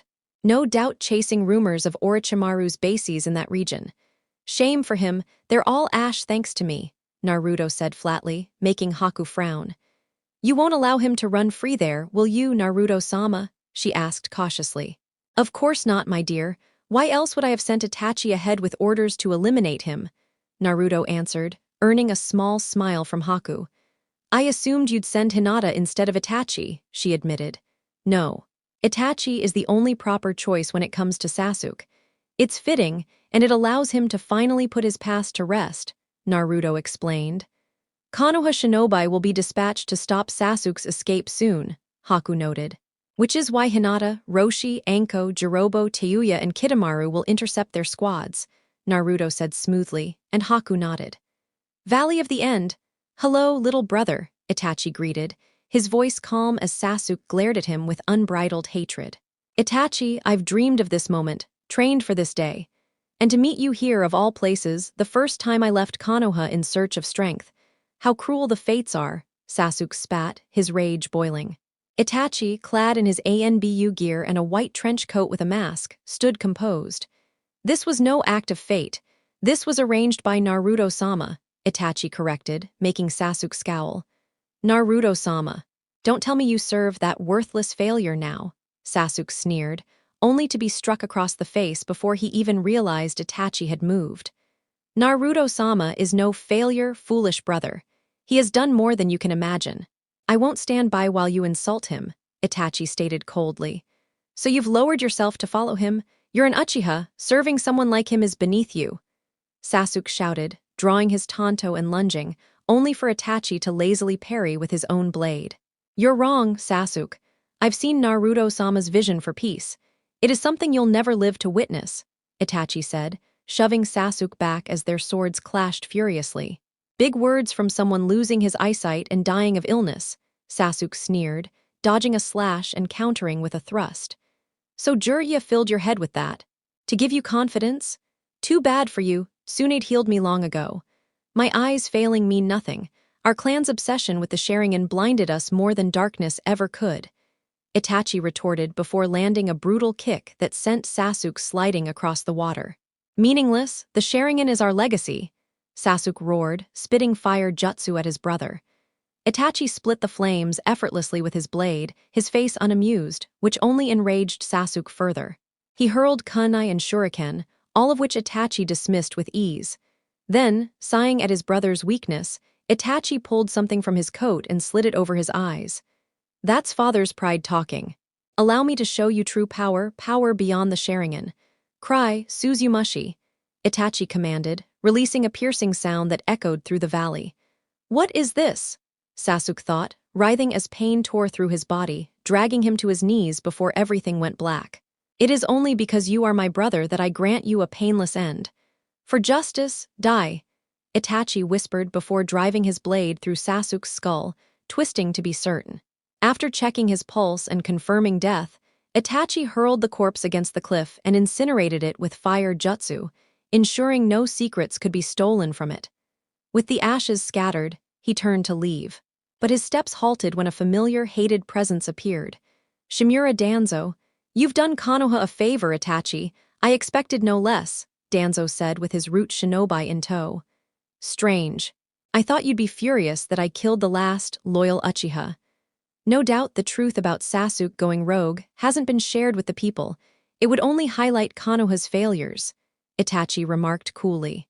You are the only loyal Uchiha left. That much remains. Come back with us, Itachi. We'll clear your name, let the villagers know the truth, and you can rebuild your clan, Danzo offered with a false kindness that made Itachi's stomach churn. And Sasuke? Itachi asked flatly, his concealed eyes locked on the man. Sasuke was a pampered child. We tried to mold him, but he lacked the stamina of a true shinobi. He wanted shortcuts. I once hoped he'd restore the clan, but clearly he wasn't worthy. You, however, you've adapted even with your sight failing. Perhaps I should incorporate such training into my root shinobi, Danzo mused. Itachi stood silently as though considering. I refuse, he said at last, Danzo's smile faltering as his root operatives reached for their weapons. Oh, and why is that? Surely you'd like to prove yourself a loyal shinobi of the leaf once more, Danzo pressed, his tone carefully measured. I fulfilled every command given to me by Konoha. I remained steadfastly loyal to the village that raised me and asked for nothing in exchange. I dragged my clan's name and my own into disgrace by carrying out the massacre years ago. I believed it was justice, and in secret for Konoha as well, thinking our paths were the same. Only to discover the Hokage and his council followed a far different path, Itachi spoke, his words making Danzo's expression darken. And what path do you think that is? Questioned Danzo as Itachi turned fully toward him. The road you walk has nothing to do with fairness or peace. You walk the road of hunger for power and selfish ambition. I have seen the way you achieve your goals, Shimura Danzo. You strip away humanity, leaving people as hollow shells. Also, you can pursue your agenda under the false banner of protecting the village, Itachi declared, his tone sharp, while Danzo frowned. Everything I've ever done was for Konoha's sake, Danzo replied smoothly, though irritation seeped into his voice. And yet, how is that true when the only one who profits is you? How is it for Konoha's sake when your actions create more enemies than allies? How is it for Konoha's sake when you sacrifice loyal shinobi without hesitation or regret? Pressed Itachi, his words silencing Danzo, who had no proper answer. Seize him, Danzo ordered, and Itachi released a weary sigh. I despise battle. Still, Naruto-sama has decreed you must answer for your corruption, so in the name of justice I will comply. Suzumushi Nishiki. Banayako, declared Itachi, leaping skyward and sweeping his blade in a wide arc. From the blade's motion, trails of light shimmered, entrancing to anyone untrained. These streams solidified into countless blades that poured down like a storm, shredding everything below. Root operatives tried to evade, but the sheer number overwhelmed them. Many were skewered outright. Even Danzo was struck, though he activated his ability to rewrite death itself, glaring at Itachi with hate. "That weapon of yours is fascinating. Once I bring you down, it will be examined for reproduction," Danzo remarked coldly, while Itachi shook his head. "You're already defeated, you just don't realize it," Itachi replied, making Danzo's face tighten. "Pierce Shinso," rang out a woman's voice, and Danzo was suddenly run through from behind by a long blade, only for his body to vanish and reform unharmed. "Fortunate I unsealed my arm before this confrontation, knowing I might face Itachi head-on," thought Danzo grimly, turning to find Enko grinning with her weapon drawn. My, quite the trick you've got, Danzo team. Though if it were truly yours, you'd have used it years ago to snatch the Hokage seat," she mocked, her grin widening. "Orochimaru's failed subject. I regret not pushing harder to have Hiruzen kill you when you were dumped at our gates. He spared you only out of sentiment, because you were the last link to Orochimaru and might lure him back, to be used as bait in our schemes," sneered Danzo. But Enko didn't falter as he hoped. "Look who's talking. With your twisted means of survival, it's obvious Orochimaru meddled with you as well. Naruto-sama told us the truth. Your body is a mix of senju cells and stolen sharingan harvested from the slaughter," Enko revealed, Danzo's eye narrowing in fury. "And how would your so-called master know this?" Danzo demanded. "Wouldn't you like to know?" Enko teased, her grin sharp. "His blade," Danzo muttered, realizing. "Exactly, it deceives any gaze, even the sharingan. While you thought your schemes were hidden, Naruto-sama, or one of his shadow clones, was right there, watching and listening. They saw your changes the moment they were made," Enko confirmed, Danzo's snarl deepening. "Yes, my Zanpakuto is a treasure worth keeping," came Naruto's voice as he appeared behind Danzo, cleaving him in half with a swift strike. Yet again, Danzo's body dissolved and reformed. "Your attempts are wasted. My power ensures I escape death itself." "You cannot win," Danzo insisted, but Naruto only smirked. "Not if I strip you of every sharingan in your possession. That makes what, 3 so far?" Naruto countered, while Danzo secretly prepared seals under his cloak. "No more will be taken," Danzo snapped, preparing to unleash Mokuton, only to be struck with sudden agony in his chest. "What's wrong? Why aren't you attacking like you just planned to?" Naruto mocked, circling the struggling elder. "What did you do?" Danzo groaned, collapsing to his knees, glaring furiously. "That would be me, Danzo team. You overlooked or forgot that this blade once belonged to Orochimaru. It carries poison. The difference now is I refined it. No longer does it merely shut down organs, it devours every cell in the body," Enko explained, Danzo's eyes going wide. "Hashirama's cells without them," Danzo gasped, realizing. "Correct. Without the first Hokage cells, your stolen sharingan lose their bond, and with them your stolen power," Naruto said with cruel amusement. "Curse you, all of you, damn you to hell," Danzo screamed, his control slipping as raw emotion poured out. "Appreciate the offer, but will decline. The underworld has already saved you a place, one even its ruler would reserve just for you and your loyal root dogs," Naruto replied coldly, leaving with his allies in a flash before Danzo could trigger his final seal. The old hawk howled in rage, helpless to act as his last desperate measure was denied him. "A rift you never attempted to mend. You had the chance to heal it, Hayashi. For years, as clan head, you carried the authority to reshape your clan's future. Yet instead of acting, you allowed fear and tradition to rule you. You chose inaction, letting the wound widen instead of seeking a solution. Your daughter could have been the bridge if you had stood behind her. Now your clan will remain fractured until eventually," Naruto said, letting his words hang. "Until what?" questioned Hayashi as Naruto gave a knowing smirk. "Until the branch family reaches their breaking point, no longer bound by fear of the caged bird seal, and decides to rise against you," Naruto replied, making Hayashi's eyes widen with dread. "You interfered," whispered Hayashi, watching Naruto's smirk sharpen. "Me, tamper with the branch side of the Hyuga? Hardly. You flatter me, Hayashi-san. Even with my way with words, the branch members would never accept my hand, especially after I defeated their prized genius, Naruto said, his expression calm as Hayashi's gaze hardened. But something changed, muttered Hayashi, suspicion rising. Not because of me, but they will listen to Hinata, Naruto countered, making Hayashi's eyes flare with shock. She's at the compound right now, speaking with them, Hayashi whispered, quickly moving to rush back, only to be halted by Kimamero's silent form. And she's showing them a new seal for the clan, a gift of freedom. Those who cling to the old ways, your way will not be blessed with it, Naruto added, his words making Hayashi's glare burn hotter. You fool, that will ignite rebellion. The branch family will come for the main house. It will be slaughter, Hayashi roared while Naruto merely shrugged. Perhaps, perhaps not. I won't deny many in the branch side crave revenge. But Hinata-chan can convince them to hold back, if they agree to leave Konoha and find a life in Whirlpool, free from the Hyuga's chains, Naruto replied, watching Hayashi's face twist with fury at the thought of his clan fragmenting.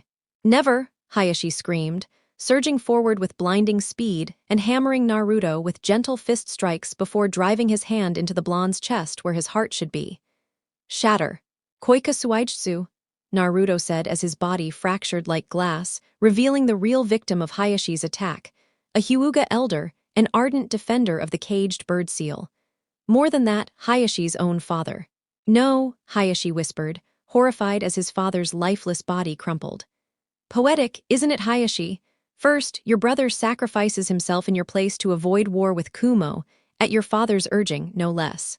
Something Neji should have been told, along with the scroll your brother left behind, which Neji is reading now. Then, your wife dies not by natural causes, but poisoned during recovery after Hanabi's birth, your father's doing, since he saw her as weak and a failure for giving him granddaughters instead of heirs. And Hinata, your father arranged for her to face Neji in the Chunin exams, feeding his hatred, hoping he'd break her and justify branding her with the seal. He even promised Neji freedom and heirship if he triumphed, making Hanabi a pawn for breeding strong sons. That was your father's vision, Hayashi, Naruto spoke, circling the frozen clan head, his voice sharp and cutting. Hayashi stood still, as if time itself had shackled him. That's vicious, kid, Asuma muttered, drawing Naruto's gaze. And what Hayashi and his father did was merciful. What about your father, Asuma? Do you not feel shame? He betrayed me, my clan, the Uzumaki, who gave everything to this village, only to be stabbed in the back and stripped of all we had, Naruto retorted, making Asuma scowl. Konoha must remain superior. Two powers cannot stand equal. The Uzumaki would never bow, so my father chose to destroy them rather than let them challenge us, Asuma shot back. Typical, ever the obedient son, never questioning the view from another side. Did it never occur to you to consider the Uzumaki's perspective? Naruto asked, smirking. I've had enough of your clan to last 3 lives, Asuma sneered, making Naruto chuckle darkly. I'm sure you have. But I think everyone here sees the truth. A village that betrays allies to stay on top cannot be trusted. Any clan could be next, Naruto said, while the other clan heads shifted uneasily, realizing the implication. Konoha would never betray us unless we betrayed it first. Asuma insisted, but Naruto only laughed. So naive, your brother discovered the truth before his death, just like me, Naruto said, his words striking a nerve. Leave my brother out of this, Asuma snapped. Oh, but it's very relevant. Your brother was to be clan head, so your father entrusted him with secrets. But instead of pride, he felt disgust, calling Hiruzen a monster who betrayed the Uzumaki, other clans, and the will of fire itself. Your father silenced him, cutting him from the family, and turned to you instead, hoping your connection to the daimyo would keep the village in line, Naruto revealed, watching Asuma seethe. My father loved me. I was meant to surpass my brother. Asuma growled, rage boiling. Are you certain? Your brother had the potential for Hokage, even left behind a child. And you? Nothing but a soiled reputation, a clan mocked by others, and a lover unimpressed by your efforts in bed, Naruto mocked, his words venomous as Asuma drew his trench knives and charged. I don't have to put up with this from some brat who hasn't even grown the faintest bit of stubble yet, shouted Asuma in anger, swinging his fist down at Naruto, only for Naruto to catch it effortlessly. With brutal precision, he twisted Asuma's arm into an unnatural angle before spinning and landing a fierce kick that sent the man collapsing into unconsciousness. "Anyone else want to try?" asked Naruto calmly, his eyes scanning the other clan heads, who all shook their heads. "We should continue our discussion of possibly aligning with Whirlpool somewhere safer. If the Hawkage or his ANBU track us down, the situation could get complicated, especially with our clans secretly considering leaving Konoha to support you," said Shibai firmly. Naruto smirked. "Normally you would be right, Shibai-san, but the ANBU trailing them never made it halfway here. Isn't that right, Kimimaro?" Kimimaro gave a silent nod.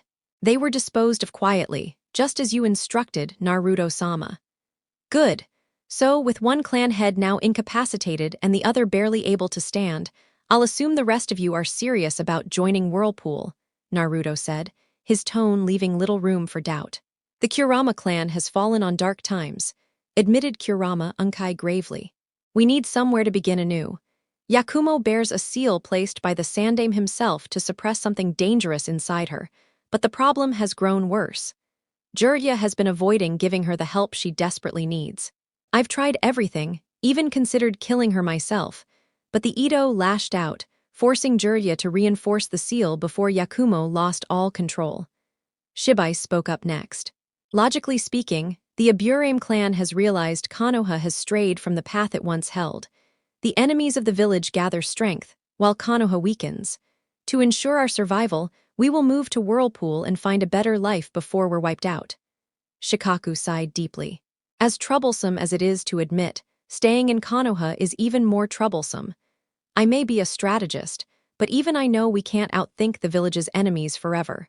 The only way to avoid destruction is to align with someone capable of protecting us." "What he said," Inoichi added, with Choza giving a solemn nod of agreement. Naruto's gaze shifted. "Tsume, I've always valued loyalty, even if I wasn't born in Inuzuka," Tsume replied. "But loyalty should be mutual, and Konoha hasn't shown that for years.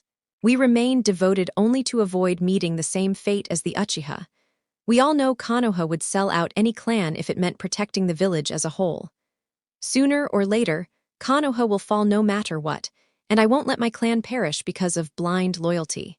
For our survival, we will follow you." Naruto smiled faintly, stepping over to Hayashi's unmoving form and drawing his Zanpakuto. "You didn't need a speech, Tsume-san. A simple yes or no would have been enough. Still, a yes by any other words is still a yes, and I'll accept it. I can be civil, after all." With that, Naruto plunged the blade into Hayashi's chest, flicking the blood from it as the Hyuga patriarch collapsed lifeless to the ground. "Was that truly necessary?" asked Shikaku cautiously. "Absolutely," Naruto replied without hesitation.